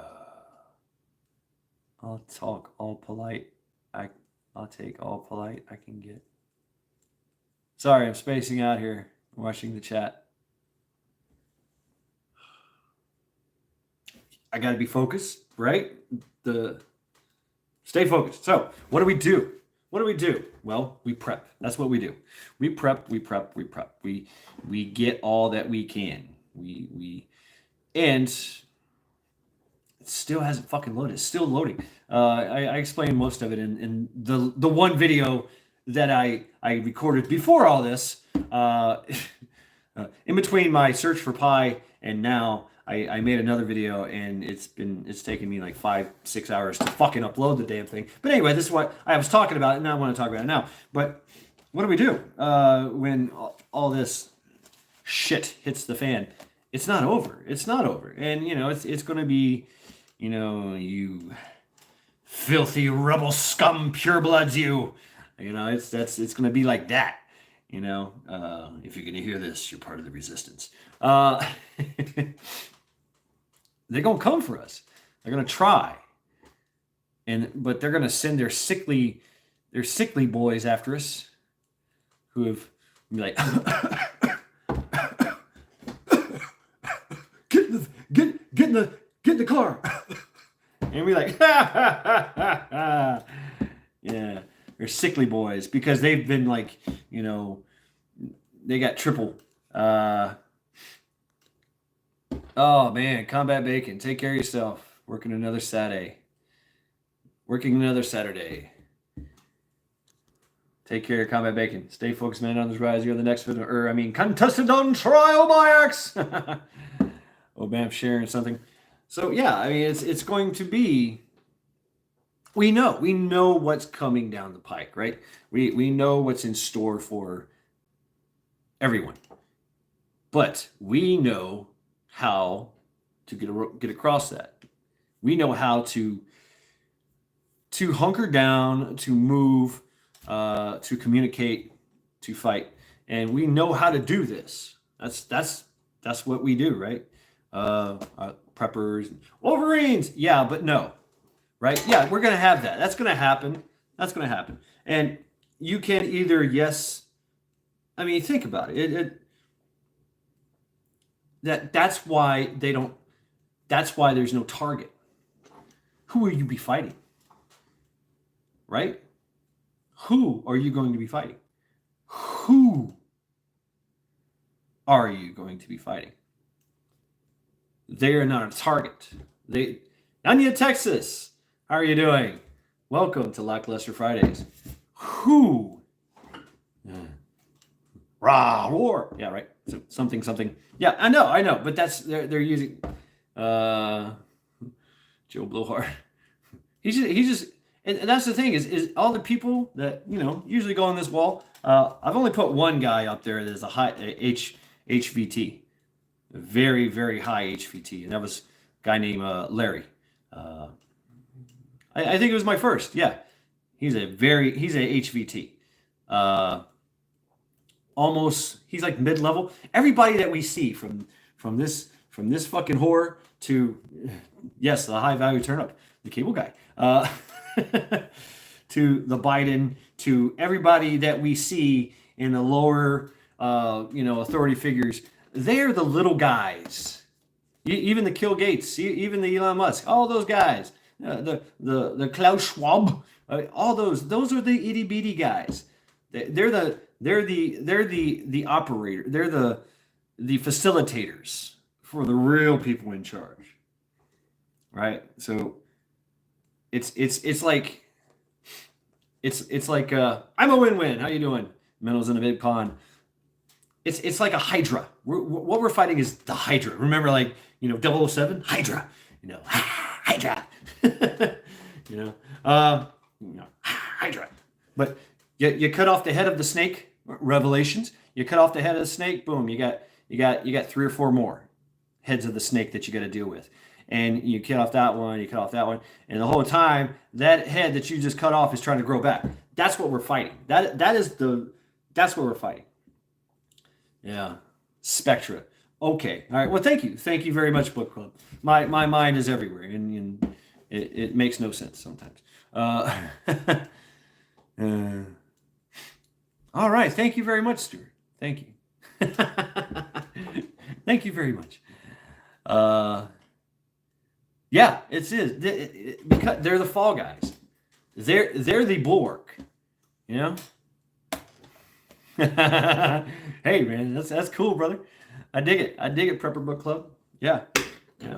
I need constant correction. All right. I mean, I'm that powder keg on wheels rolling down the street. You got to steer me in the right direction. Yeah. But that's it. That's it. The real ones, they're hiding in the shadows. They're under the fucking rock. Every now and then they'll pop their head up, and you get to see who they are. All right. And later on, when they feel more confident because they've taken over the whole fucking world in every aspect, from every authority figure, from top level to our everything, the Congress, the House of Representatives, the judicial system, the police, the military, our education system, and all down into the corporates, all down into our little municipalities and housing authorities and all that, and into the corporate, and now into the smaller business, and now into the fucking people themselves. All right, you got your own the Blim and the Quifa running around being their lapdogs, doing their little hate and discontent bullshit. But, and the whole time we're just like, yeah, can I get my, hey, Eric is back, y'all. We can carry on with the show now. So they know that they got to deal with us a little differently because we got that 2A. And it's not just that. It's not just the 2A thing. It's not just that. Like I said, it's our influence and our fucking attitude. We're straight up fucking warmongers. So you give us a cause, we'll make it happen. Oh wow. So that's it. And the ball is kind of in her court. If they feel like they have more confidence and they show their hand, which they are, they're getting more confident in their abilities, right?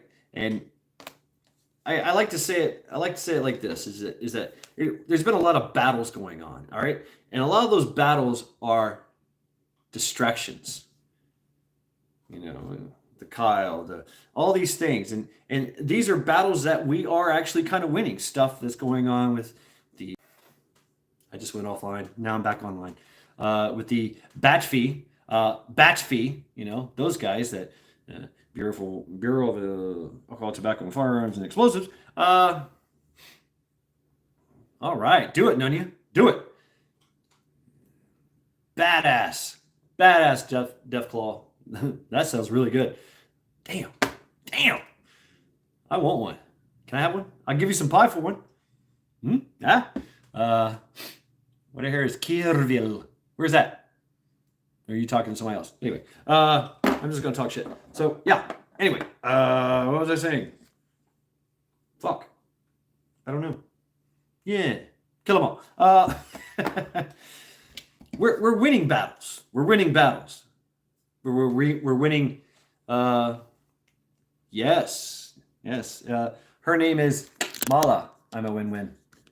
A lovely lady. She has permanent knee pads and she's carrying a hoe. Yeah, that's it. They want my Linda Elliott.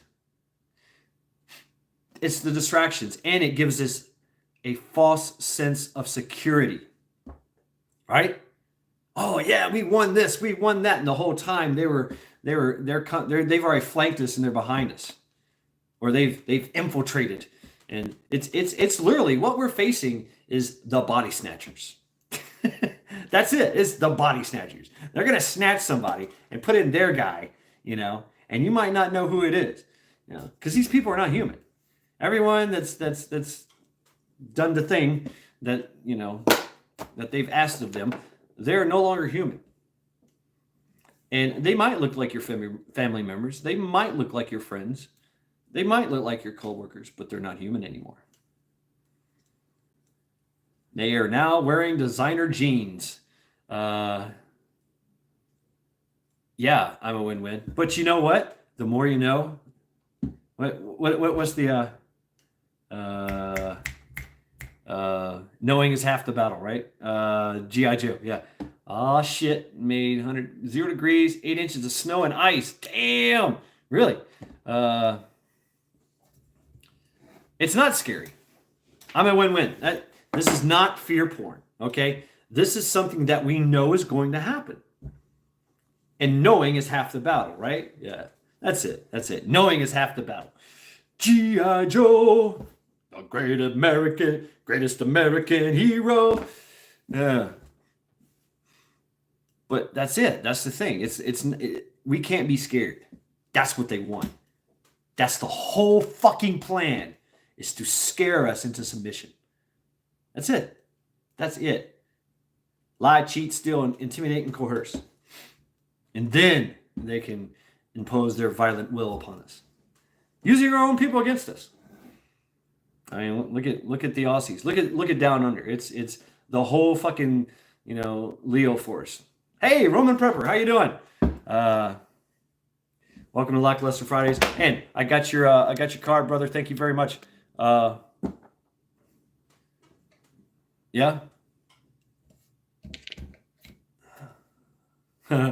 Wow. Yeah. Hey, email me that, Obam Spike, if you would. I haven't had a chance to talk to anybody. I'm kind of scared to, especially after watching what's happening to my fucking beloved core right now. I'd be afraid I'd go drill instructor on him. I mean, I really do. Yeah.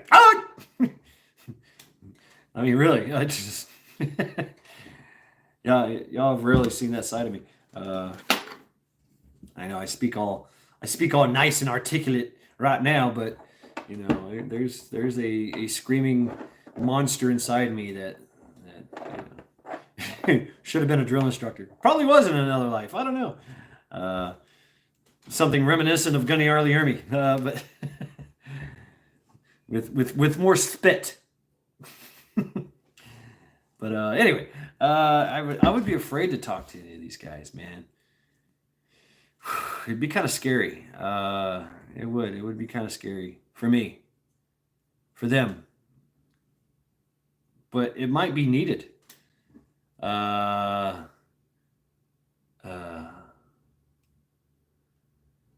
I believe you, Banff. I do. And I've talked about it before. The core, by the way, you're spelling it wrong, but that's okay. You spell it like corpse, C-O-R-P-S. But anyway, whatever. Core, call it the core.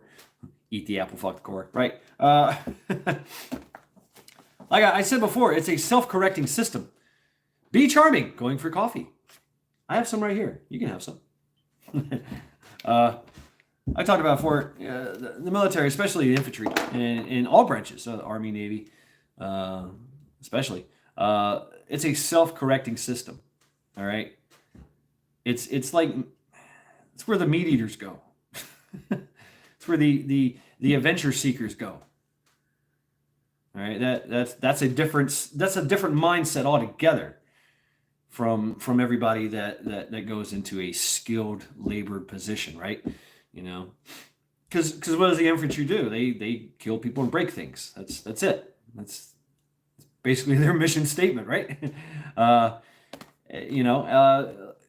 combat. He's gone. Bacon's gone. But Jedi, Deathclaw Jedi, you can attest to that. You know, we're not too smart. We're not too bright.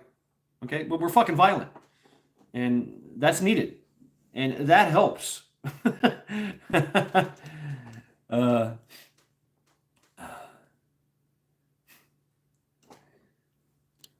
Right. Well, I sure will, Deathclaw. Have to let you know.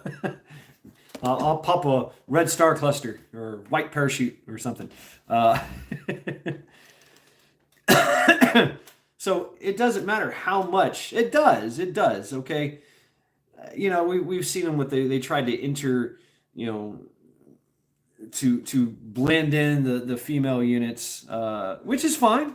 Okay. I'm all there is some places women should not be.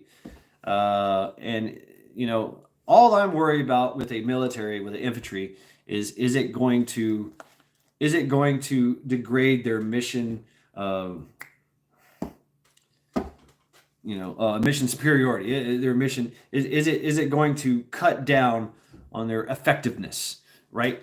And you know, sending some women, even if they are badass and they make the grade and they can do all the things that, you know, meet every criteria and all that, you know, they can do the push-ups and the pull-ups and the sit-ups and the run and carry and all that. You know, they can carry a man 100 meters, whatever. Okay, they can shoot like a fucking Annie Oakley. That's great. But still, you throw them in with a group of highly young, for one, 17 to 19 to 20 something year old men, young men, all right, horny as fuck, right? They're horny as fuck right off the bat, dirty mind, horny as fuck, meat eaters, pipe swingers, right? Big dick energy, you know, talking shit, you know, drinking beers and knocking each other's teeth out. And you throw a woman in the mix of that. Even if they do accept that woman into the fold, there's going to be some problems. It's just the way it is. You know, it's just the way it is. I mean, a woman is going to play on that male role. If that woman ever gets in trouble, all the men that are true men, all right, are going to want to be protective of that woman, of their mate, of their battle buddy, whatever. So, and of course, boom, the female gets pregnant. The woman Marine gets pregnant, she's out. You know, who left? Flat froze listening. Chat froze listening. Really? Did it? Shit. No shit, Stuart. Wow. So that's number one. Just with the inter thing, with the women. I have no qualms about a woman in a near infantry setting, but women in the infantry, no. I would be okay with a company of women, infantry, just all women. I think that would be badass. You know what I mean? I think it all women infantry, you know, go forth. I think that would be fucking crazy. I mean, we've seen what happens in Trial by Axe. All right, the women are fucking brutal. They go straight for the neck. And this is a game of chance. So can you imagine if there's some skill involved? Fucking brutal. And we have had some instances in the history where women have actually went to battle and proven themselves in battle. But there is some obstacles that they have to overcome. But I think having a company, you know, first platoon, second platoon, third platoon, weapons platoon of all nothing but women would be fucking terrifying, tell you the truth. So, be charming. Welcome to Lackluster Fridays. Really do. But with that being said, that's just a pipe dream.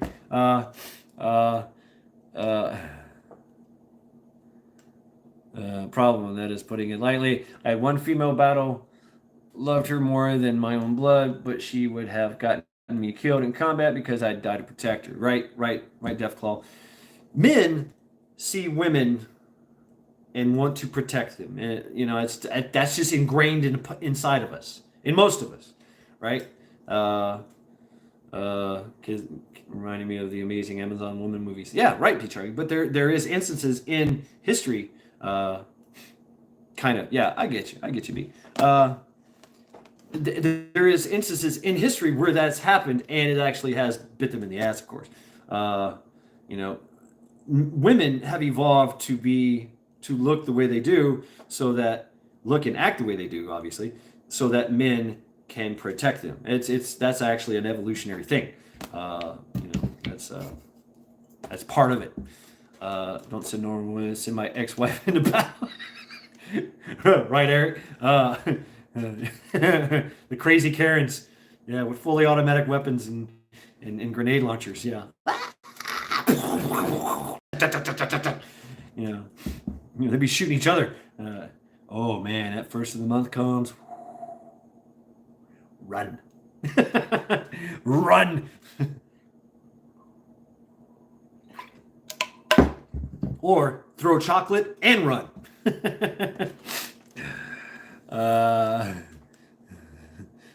Well, I mean, you never know, B. You never know. What is combat? I mean, in a military kind of format, yeah, okay, I could see that. Tell you the truth, me personally, I'm probably not fit for combat.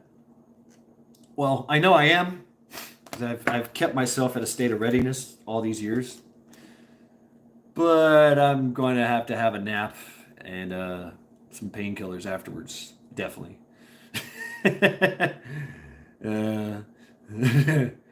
She'd ask for the money. She'd ask the enemy for money and never pay it back, starting another war. Oh shit! Damn, Eric. But there's more that you can do. There's more that you can bring to the table, right? Be charming. You can be logistics. You can be, the mind, the intellectual part of it, the admin, the logistics, all that shit. The military is more than just a bunch of boots on the ground. But that's extremely important. That's a major importance in any kind of military campaign is occupying ground.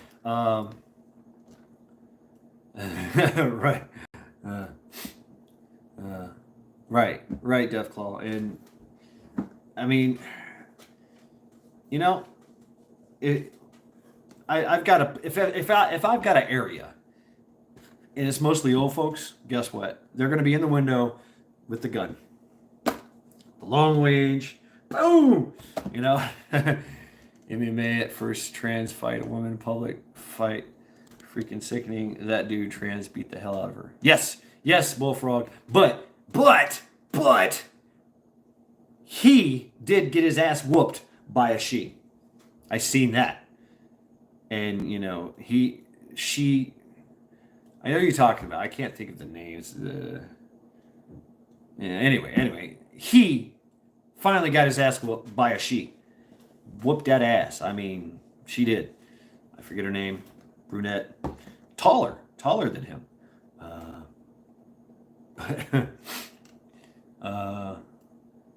Yeah. How about he goes up against Gabby Garcia? She's a real woman. She's 6'2", 235 pounds. Real woman now. She doesn't look like it. She's bigger than China was in her prime. I mean, just arms bigger than mine. Real woman. And just a brute. She too got beat a few times as well, but I mean that happens. Cyborg, that'd be another good fight. I think I would be scared to fight Cyborg. She's just quick and tough. I mean, she gets part of her training was to get her ass beat in the face. That's and of course there's some always exceptions to the rule, right? So that's why some women could actually go into special forces, go into infantry, go into the combat the combat side of things and excel, absolutely excel. Yeah, I don't blame you, Bullfrog. You know, uh, there is an unfair advantage. You're right. I mean, I forget his name. You could tell me his name. I don't know his name. And I'm his, hers, whatever. His, hers, shures. I don't know the fucking pronouns. But yeah, whatever. The pretended girl, whatever. Went in, still like 5'4", 100, 120, 30 pounds, but still has a strength and rugged advantage over women. Women do not have that ruggedness.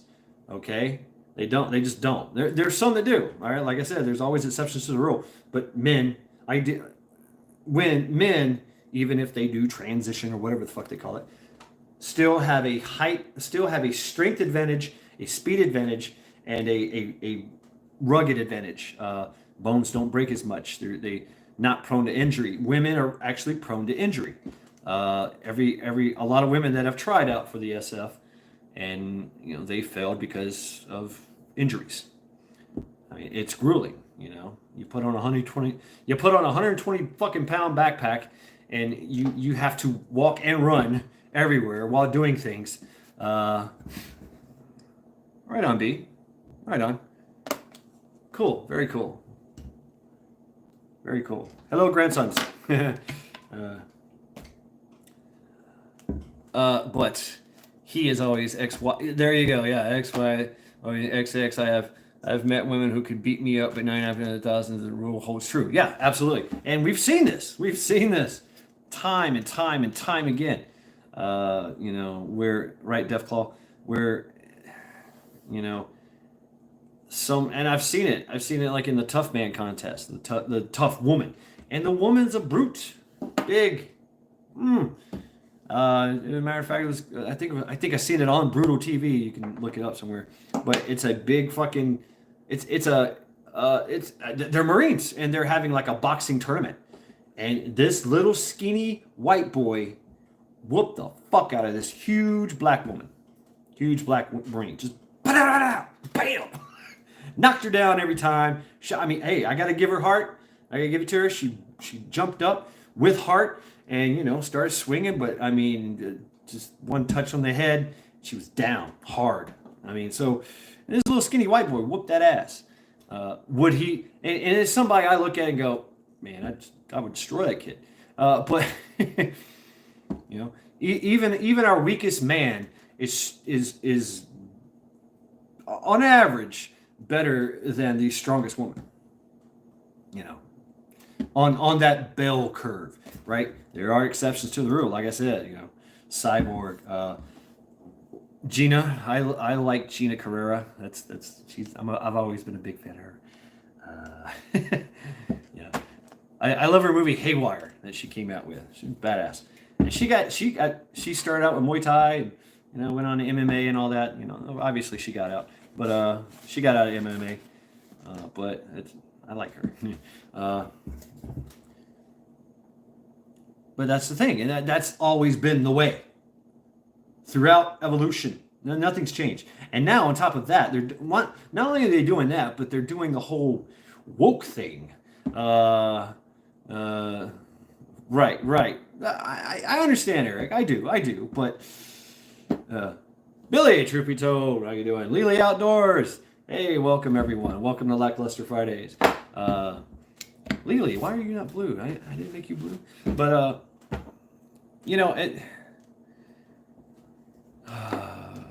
it's not a good can of worms. So, yep, I know, but where will it end? It's not a good can of worms. Open. It's never going to end. It's never going to end, Bullfrog.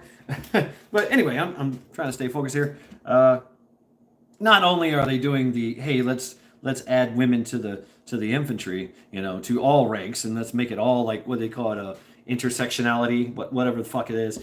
And then now let's make gay okay. It's okay to be gay in the military, right? And oh, if you're white, you're bad. You know, CRT, boom, CRT, and that actually does happen, right? Where you see OTW, other than white, say OTW get ranked faster because there's like a quota, you know, and oh, it's so it's not about what your skill set is and what your abilities and attributes are. No, it's about how woke are you. You know what I'm saying? How woke and how brown are you? You know, and I got nothing against that if the military, which is a self-correcting system. All right. Now, once you get out of the infantry, it's game on for them. You know, it's they've, but there is some old salty dog holdouts in there. You know, look at the lieutenant colonel that gave up his whole life and went to the brig for his beliefs. You know, I mean, because of all the people trapped in Afghanistan, he called out everybody on the Afghanistan thing. He called out his superiors. But now, if you know anything about the UCMJ, yes, he absolutely violated the UCMJ, and you know that's why he went to the brig. They're trying to change the term "name sex offended" to more positive seen terms. What the fuck? Seriously? Yeah, bullfrog. I mean, that's part of the plan, man. That's all part of the plan. That's the big. That's the little part of the big picture, right?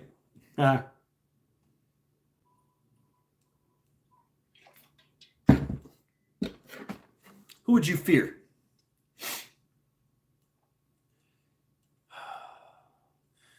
A big monster man, say Don Fry, you know, all muscles and just, you know, manly man, or Mr. Pinko hair over here, with you know with pink hair and makeup and nails done and you know carrying a rifle. Which one are you gonna fear? That's it. That's the point. Take away the manhood. Take away the fighting spirit, the manly fighting spirit. I mean, you know, not that I'm a freaking, you know, expert or anything. You know, make sure that the alpha male is a beta, and you know, that's it. Man with pink hair. Yeah, I mean, you know, El Pinko commie fascist, or whatever you want to call them. Red diaper doper babies with the pinko hair and the green. Nowadays, green hair and whatever. But who would you fear worse? Who would you fear more? Well, obviously you would fear the, you know, Richard Marchenko over here with the full fucking beard and muscles and smoking a cigar and taking swigs of freaking whiskey while he's, you know, shooting a fucking 50 cal one handed. You know, yeah, that guy's fucking badass. And, you know, well, what about, you know, Miss Thang over here? You know, current Marine guy, however, the current simple. Yeah, from look him up. Only commander to be removed in theater. Ooh.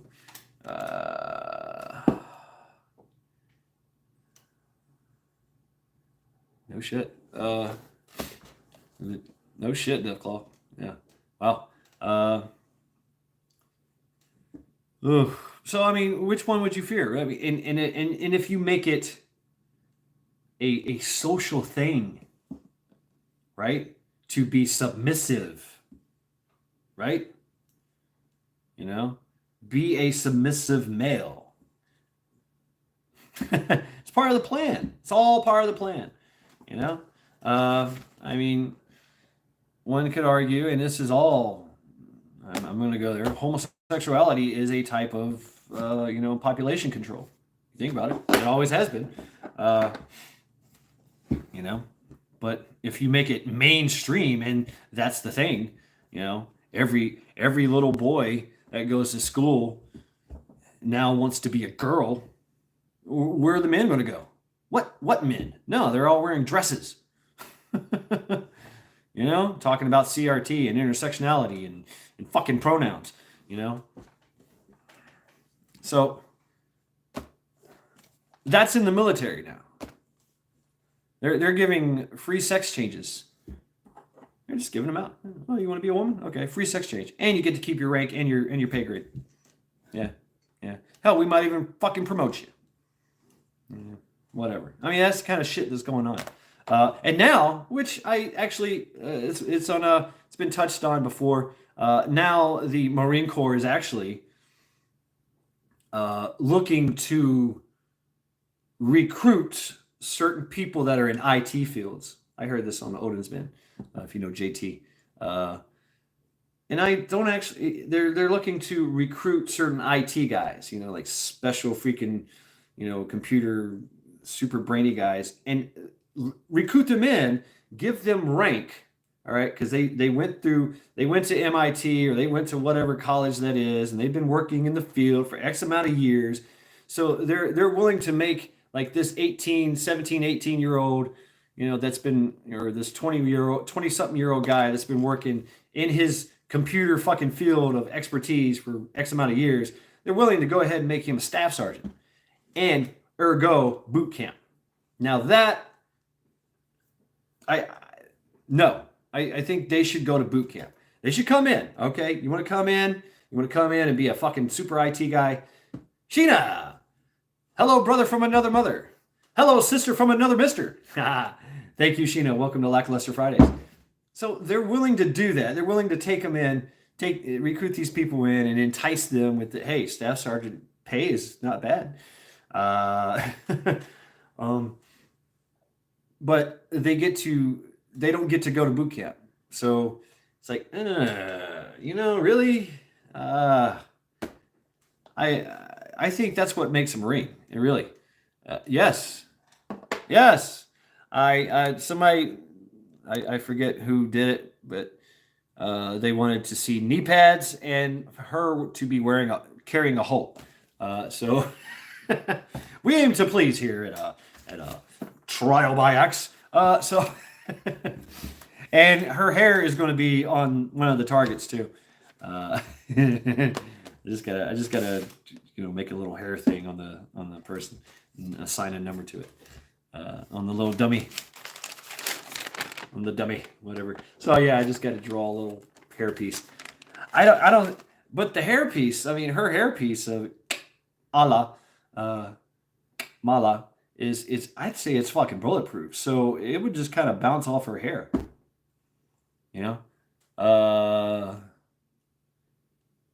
Okay. Oh yeah, thank you, Bullfrog. Thank you. I can't do it now, of course, but everybody else can. Yeah. I mean, as our military is getting pussified, the rest of the world's military is getting fucking hardened, and they're calling out their men. They're calling out their meat eaters. They're doing away with all this woke bullshit because they know. I mean, they know something's coming. Be charming. It is. That's her battle helmet. So I don't. Yes, it does, Stuart. Yes. Axes go missing. Knee pads and pee pads. Knee pads and pee pads. Yep. Yeah, you're right. Yeah, you're right. That would be another hole there, another a black hole, if you will. There's probably still somebody in there. Hey, somebody's throwing a rope.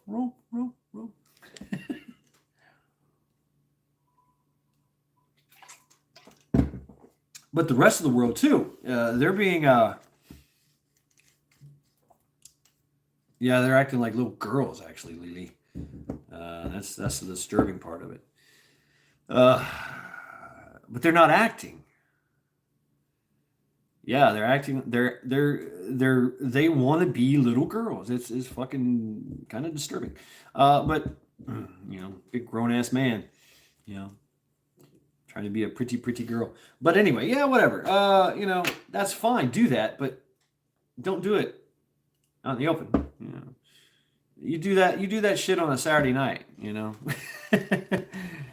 Your job is to be a fucking meat eater, pipe swinging,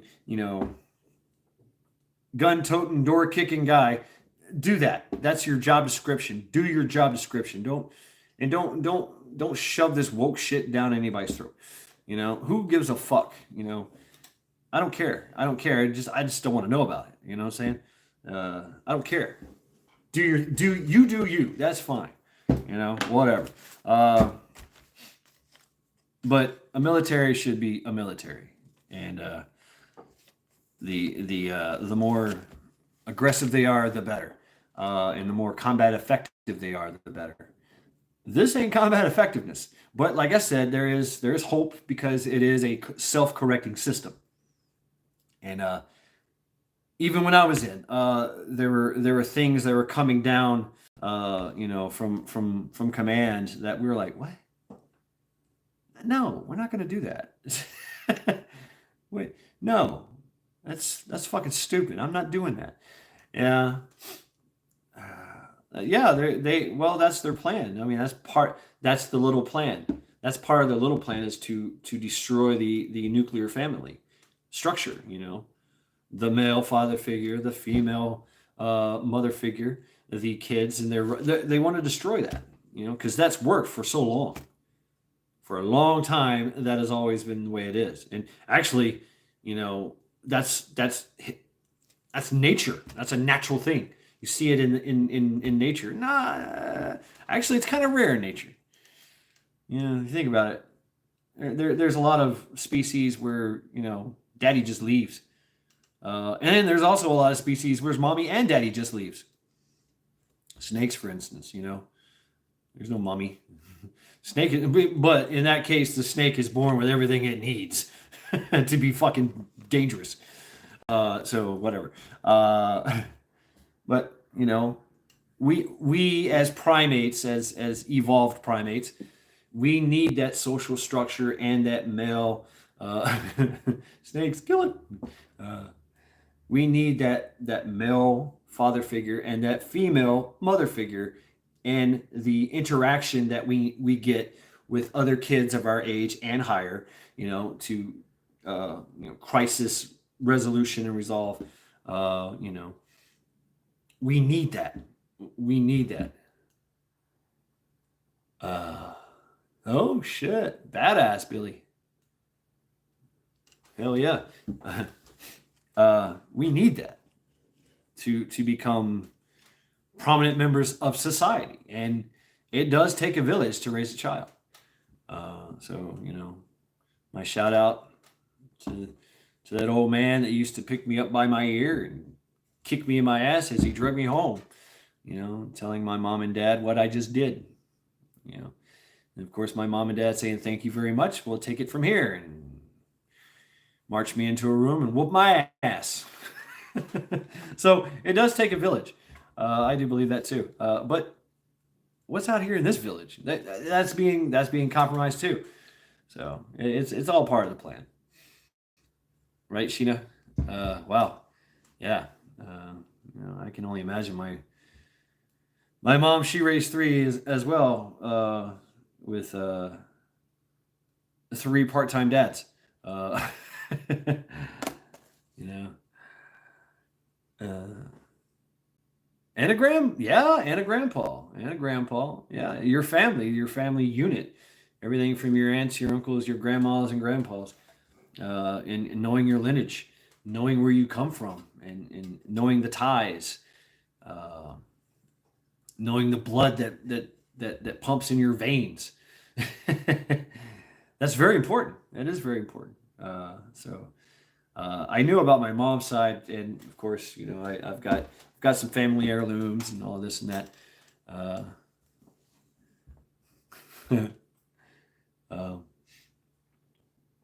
But I didn't know a lot about my father, you know, because he died.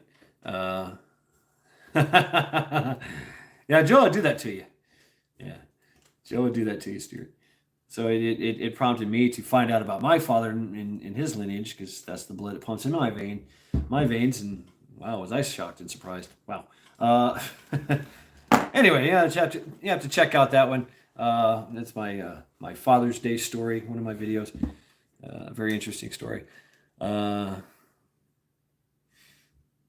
Oh, wow. Wow. Badass.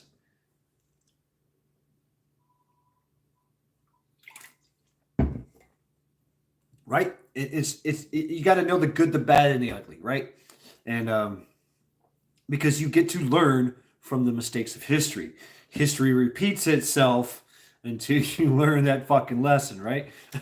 You're doomed to repeat history until you know those who forget history are doomed to repeat it. That kind of thing. Yeah. So anyway, yeah, we pave our own road. That's true. We do. Uh, mm, we do, and it has to be. But we have our ancestors pushing us. We do, and we really do. And you know, it's good to know your history. It's good to know. Uh, they are, Lily. They are the hard way. They are now the hard way. And so, yeah, this is the time that things are going to. This is when the lessons get learned, the hard lessons. That's about to happen right after Christmas. That's what they said. Um, and I say they, as in they, like they live, or they try to live. The Inhumans, the Unhumans, and the Inhumans. I don't know which one's which. But yeah, those cult members, uh, whatever their code is, and that could be a ruse as well. I mean, like I said, they're crafty. And they like that illusion and disillusion. Perception is deception. Remember that. Everything you see, believe half of what you see and nothing what you hear. I don't know mean people. I do know mean people suck. Yeah. Well, yes. But I think they're going to get a lesson on how not to tread on people. Let's hope, Sheena. Let's hope. But that also plays into their plans as well. Because what's going to happen is people are going to lose their shit. And, they're going to basically the social structure of life is going to break down, and there's going to be a lot of chaos and looting and rioting and that kind of thing. And that's when the solution will be presented. Hey, we see you're hungry over there. We see you're poor. We see your house is burnt down. Come quietly to the camp. We'll give you food. We'll give you shelter. Just give us that pew pew. Yeah. Just give me that. Give me your pew pew. Give me your ammo. Give me all that, and we'll give you some food, some water, warm shelter, medical attention, anything you want. Yeah. That's it. That's it. Create the problem. Judge. That's what they're doing. Create the problem. Judge the freaking response, and provide the solution. Create the chaos. What do you say there, Billy? Full cool rule stand Philly 294 on deck. Wow, badass, Billy. Cool. Yeah, well, it's not just me saying this, right? I can't really tell the future. I can tell the future. I absolutely fucking can tell the future. And yes, I do have a crystal fucking ball. Actually, I got two of them. But I know this because this is what they've told us. I've studied what they said. This is what they've said. And everything they've said is come to fruition. And well, their limp solution is our total enslavement and subjugation. Yeah. A lot of people got to die though. That's the thing.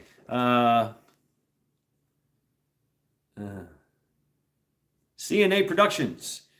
All right, who are you? Do you know your enemies, what they want, their mentalities, their logic, their steps? Read their words and heed them. Peace isn't an option for them. Will you act accordingly? Nope. All right, that's a good one. Yeah, I mean, good questions to ask. Sheena says, no, but I believe you're correct. I think with the no job, the ones who want to take, they will ditch and then draft all the. Yeah, that's true, Sheena. That's who we are going to be facing, but most of them are going to exit their meat suit very soon. So, uh, so it's going to be in big course. We have made their fourth quarter their Christmas seasons. Yeah. Bullfrog, it's coming. They got the yeah, and but that's why they kind of come up with these. Ooh, there's the unicorn. There's the unicorn variant. Got to keep getting your thing. Keep getting your thing. You know, go ahead, get that thing. Get it. Get the oomph. You know, it's good for you because it's bad out there. Fear. Scare you to fucking death. You know, they want to scare everybody into submission, and it's working, kind of. So they think. You know, the American people are kind of hard to read. They really are. So, and they know they got to tread lightly here. But there's been a lot of percentages. There's been a huge percentage of people that have been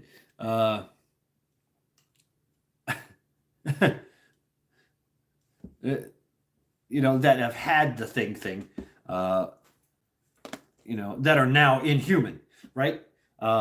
Because once you do that, you cease to be human. You are now changed. Your genomes have been changed. Everything about you is changing.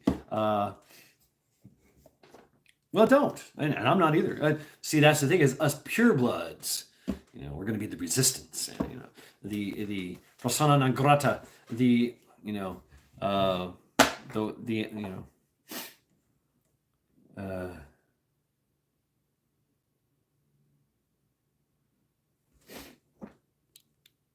Okay, CNA Productions in real world fashions is with the corporations, governments work as a single entity, and you can wander around with your gun all you want. In fact, you'll have to wander around because the government corporations took your home, yeah, your house, your car, won't, and no one will hire you. Exactly.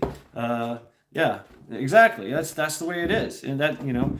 Not only that is they're just not going to give us any food or water or fuel or medical or anything. It's going to be so hard to get shit out there. It already is. You know, we just don't see it. It's like the writing on the walls. You know, we're facing siege warfare, and we don't know it yet. But once everybody starts dropping, everybody starts exiting their meat suit. The mass exodus out of here.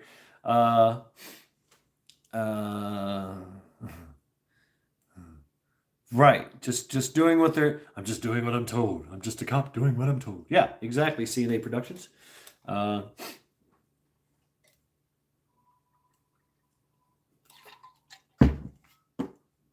But here, Leo in the military, which they are trying to change to make them woke soldiers and woke military and woke police.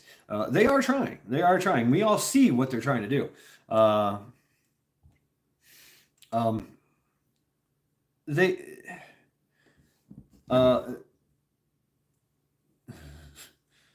They're very worried about doing things to us because we the people, just regular Americans, we're fucking violent. I mean, it's the truth. Statistically speaking, all right, it's dangerous to be a cop. All right, it's really hillbill. It's dangerous. I mean, think about it. Why do you think the police, when they pull you over, they step back, they sit here, all the procedures and policies and procedures that have been put in place, okay, is because we are fucking violent. At the drop of a hat, boom, dead cop. I mean, I'm not condoning this. I'm just speaking statistic wise. I mean, and plus I work security out there, and I was also a corrections officer. Joe Q Public is fucking violent and will kill you with his bare hands, just like that. Right, Sheena? I mean, it's happened. It's happened. Little old lady blows cop away for pulling her over. Damn, didn't see that happen. You know, it happens. We're fucking violent.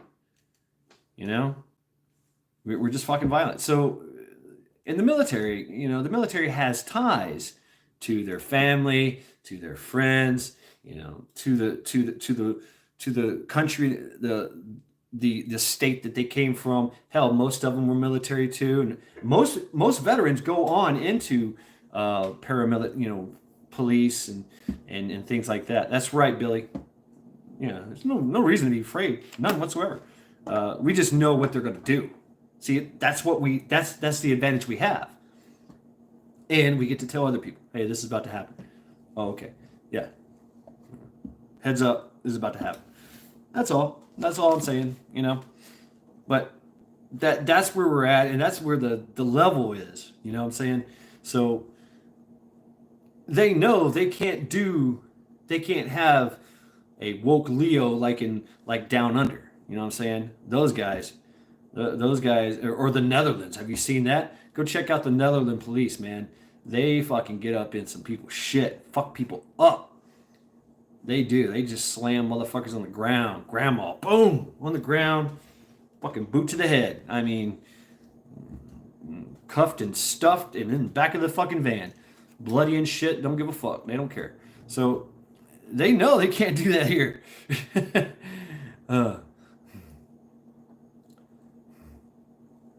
Yeah.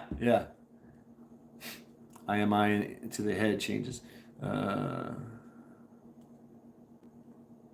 It changes. Mine to the head. Oh, okay. Because I know I have an IMI. 40 cal. Or IMF, IMI, whatever. But yeah, so we have that cultural, thing going for us, which is hard to beat.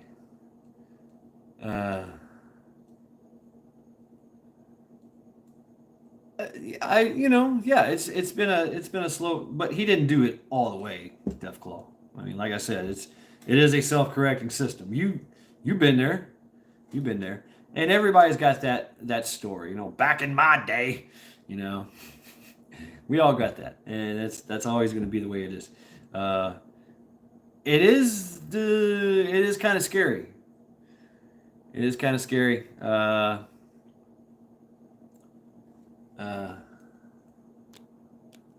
Okay. I don't remember, Billy, but thank you for reminding me. Now I do remember. That's just how my brain works. Remember, I've been bonked in the head a few times.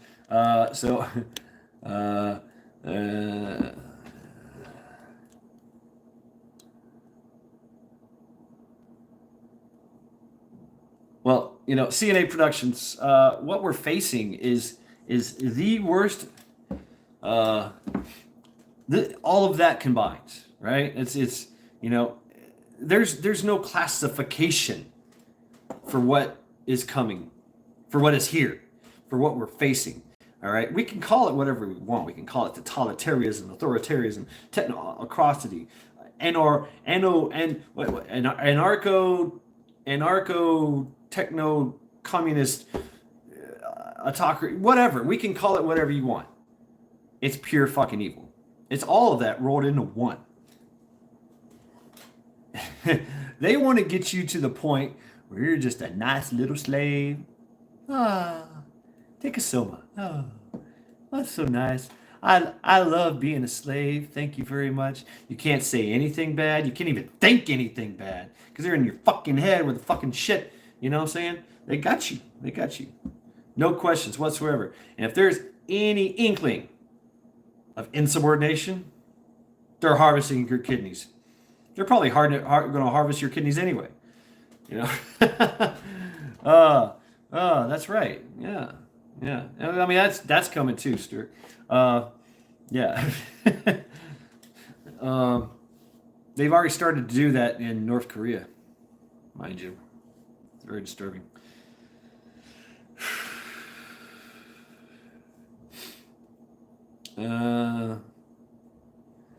Okay, Mr. CA Productions. America is not a bunch of tiny castles where as long as they can hold off the invading armies, you will be fine. The idea that is how the world works is astonishing naive. Okay, tiny castles. Tiny as Okay, you just can't disagree with what they say or think. Just lay low and it will come to a head. Yeah. Or it's going to come to your front doorstep or your backyard. Not my backyard. uh, well, the way things have started to work in the world is, yeah, there are all up in your shit. uh,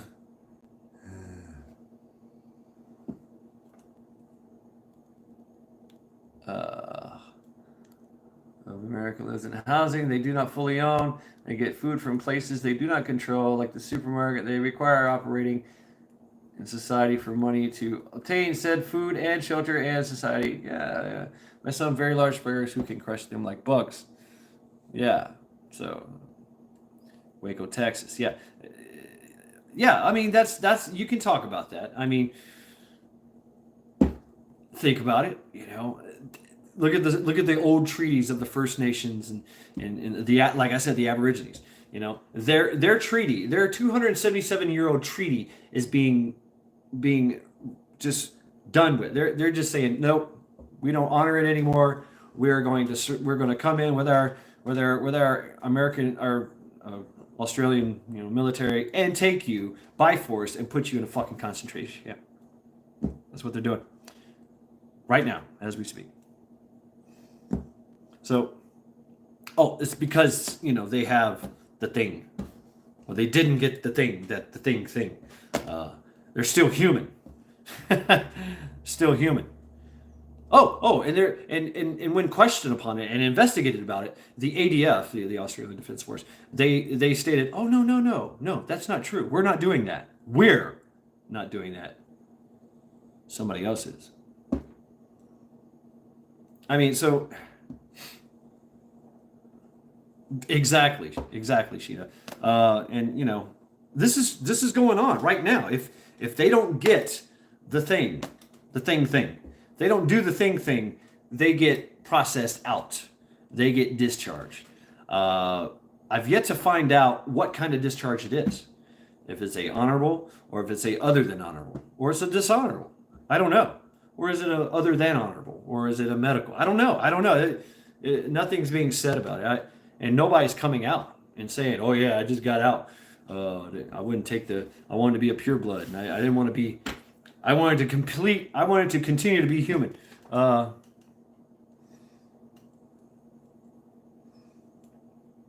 Okay, here we go.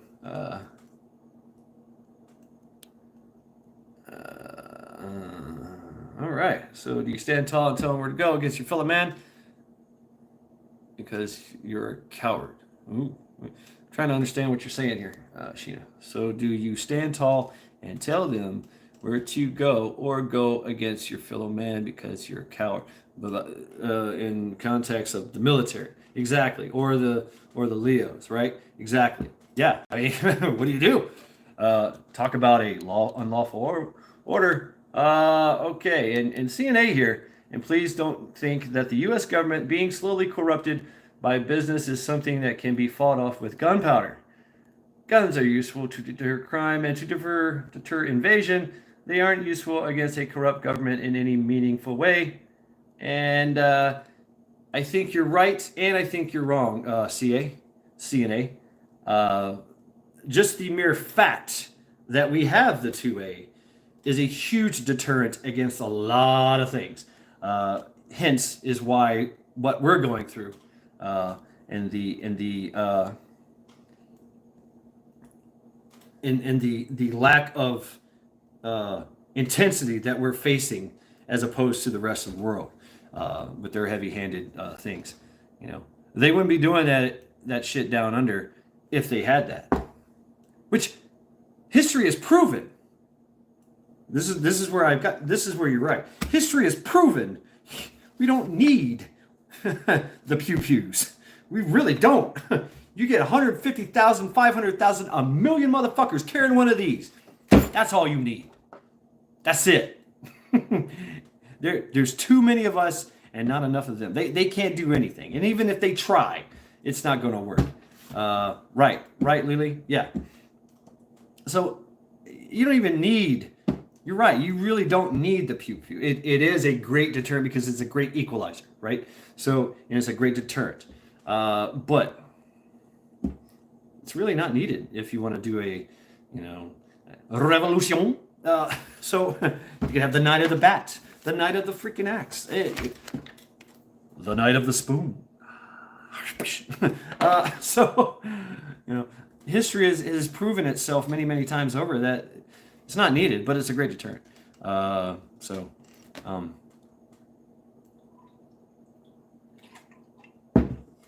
it is interesting.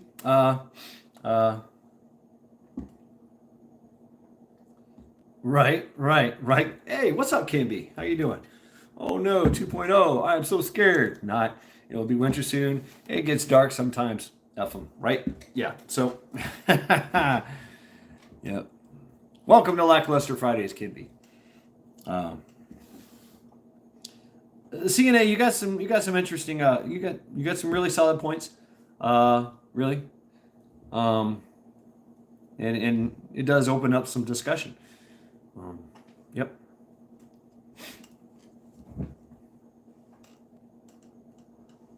Yeah. Well, they're trying. Yeah, you're right, CNA. They are moving quick, but they do have time on their side. Well, kind of. There is a schedule, and they're trying to keep that schedule. Diden and Amala, they know that they have 3 years left, at least, unless they can fix the whole next 4 years. If they can secure, by any means necessary, secure the next 8 more 4, 5, 6, 7, the next 7 years to bring them into the 2030 to the 2050. You know what I'm saying? So, because I mean, by 2030 we're supposed to be net zero. I'm also subscribed to the World Health Organization and all that, the World Economic Forum. That you should see some of the stuff they put out, man. It's nice and pretty. And what's so funny is they throw in some little things here and there to like, whoa, what the fuck? It's almost like a subliminal thing. It's pretty funny. Just don't see it happening. Yeah, my health insurance went up $200 a month because I didn't get the wellness discount because I refused the. Just don't see it happening. They can rebrand compliance as responsibility. Yeah, exactly. It's your responsibility. That's what they're doing over there, because you got to be safe because of them. You can't be a threat to everybody else if you didn't do the thing, right? If you didn't do the thing and you're unhuman, if you're still human, you're still pureblood, you're hurting everyone else. That is not unhuman because they've done the things and they're supposed to have that immunity. So it makes no fucking sense, but they're rebranding the fuck out of it. Yeah. Oh, I'm not. Yeah. Yeah, exactly, CNA. I dig that. Really ghetto. Did they? Like all of it? Like the state? Or just a city? Shit. See, I mean that shit's gonna happen. That's what I would rather highly suggest. I know that everybody wants to, and I'm on both sides of the fence, right? When it comes to bug in, bug out, right? Your home is your castle. It's where all your stuff is, where all your preps is. That's where your home team advantage is, especially if you've got a community and you've got a mutual assistance kind of thing going on with your community, and the community is strong and will help each other. Then that's good. That's good, right? But at some point in time, for whatever reason, for many reasons, you might have to leave. You just might have to leave. So plan accordingly. I like to go north, south, east, west, and do the pace thing. PACE, primary. A, alternate. C, contingency. E, emergency. Or times 4. So, obviously I can't go north. I can, but that's Ontario. I got a frozen lake in front of me, which is not frozen yet, by the way. Water's still warm. That's why we haven't gotten a lot of the lake effect snow. But once that water freezes, we're gonna catch hell. But I got Ontario up there, and I've got all the coasties and the coast. I got the Coast Guard. I got their fucking military and security that's going to be aware of my presence, so I can't really go north. And why would I want to go to Canada anyway? Maybe west. I've got family. East, northeast. I've got friends. South, I got family and friends. So north, south, east, west, have that contingency. And even if it's just, obviously family is a strong bond, strong unit. And they will definitely help you out and take you in when they can. But hey, what's up, Jeremy? How you doing? Pass the pie. Yeah. You get home. No. What's this?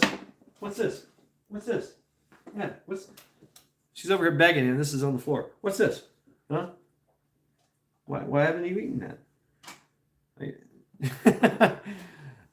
Right on, Stuart. Yeah, I got some friends in Texas. Some badass friends in Texas. All right, Kentucky Patriot Pepper. Why are you not blue? I thought I made you blue. Welcome to Lackluster Friday. I'll make you blue after this. My mind.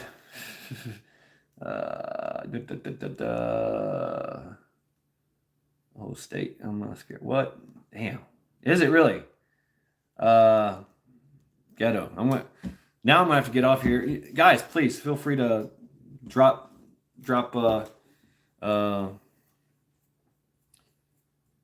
links if you got links and stuff to that. It's kind of concerning. It is. This is a whole state. I mean, I've been to New York. I've been to New York City, New Jersey, and all that shit. And of course, I've been out in the countryside of New York. It's beautiful. It's beautiful. The fields, heading up to the Adirondacks, and the Adirondacks themselves are just absolutely beautiful. Woodstock. I mean, it's a different world out there. I will. I promise, Eric. I got you. But I can't do it now. That's my point. I have to do it afterwards. Right, ghetto. Yeah, bugging in. But even that, I mean, there's been so many times when, and I know, I've traveled the world and the United States.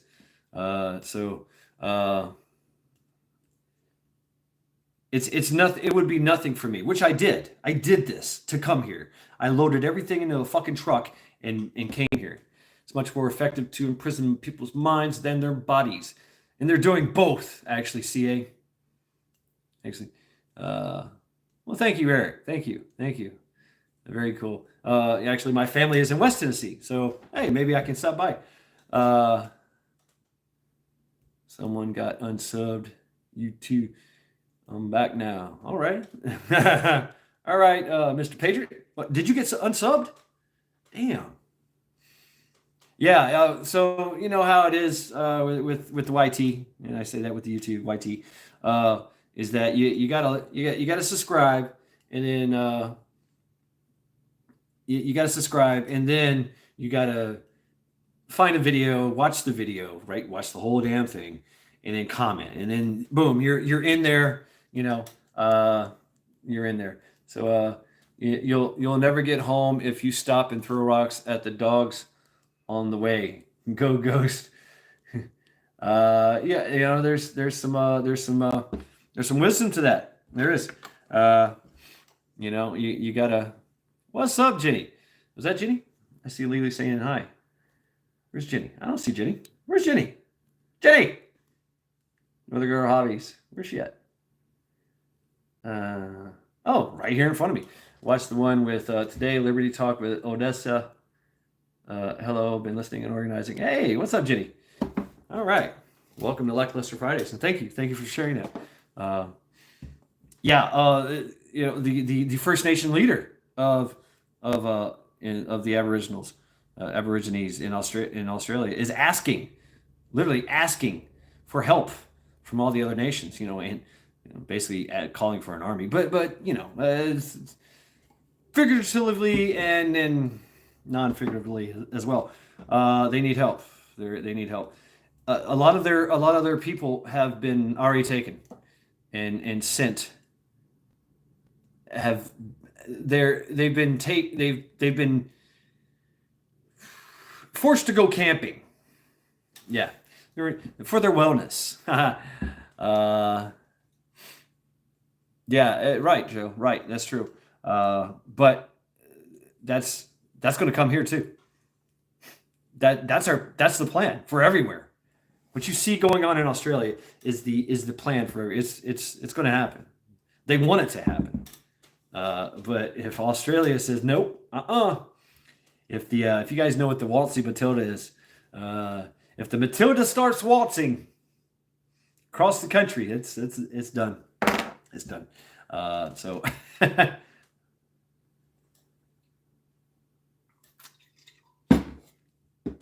make no mistake about it. We're dealing with a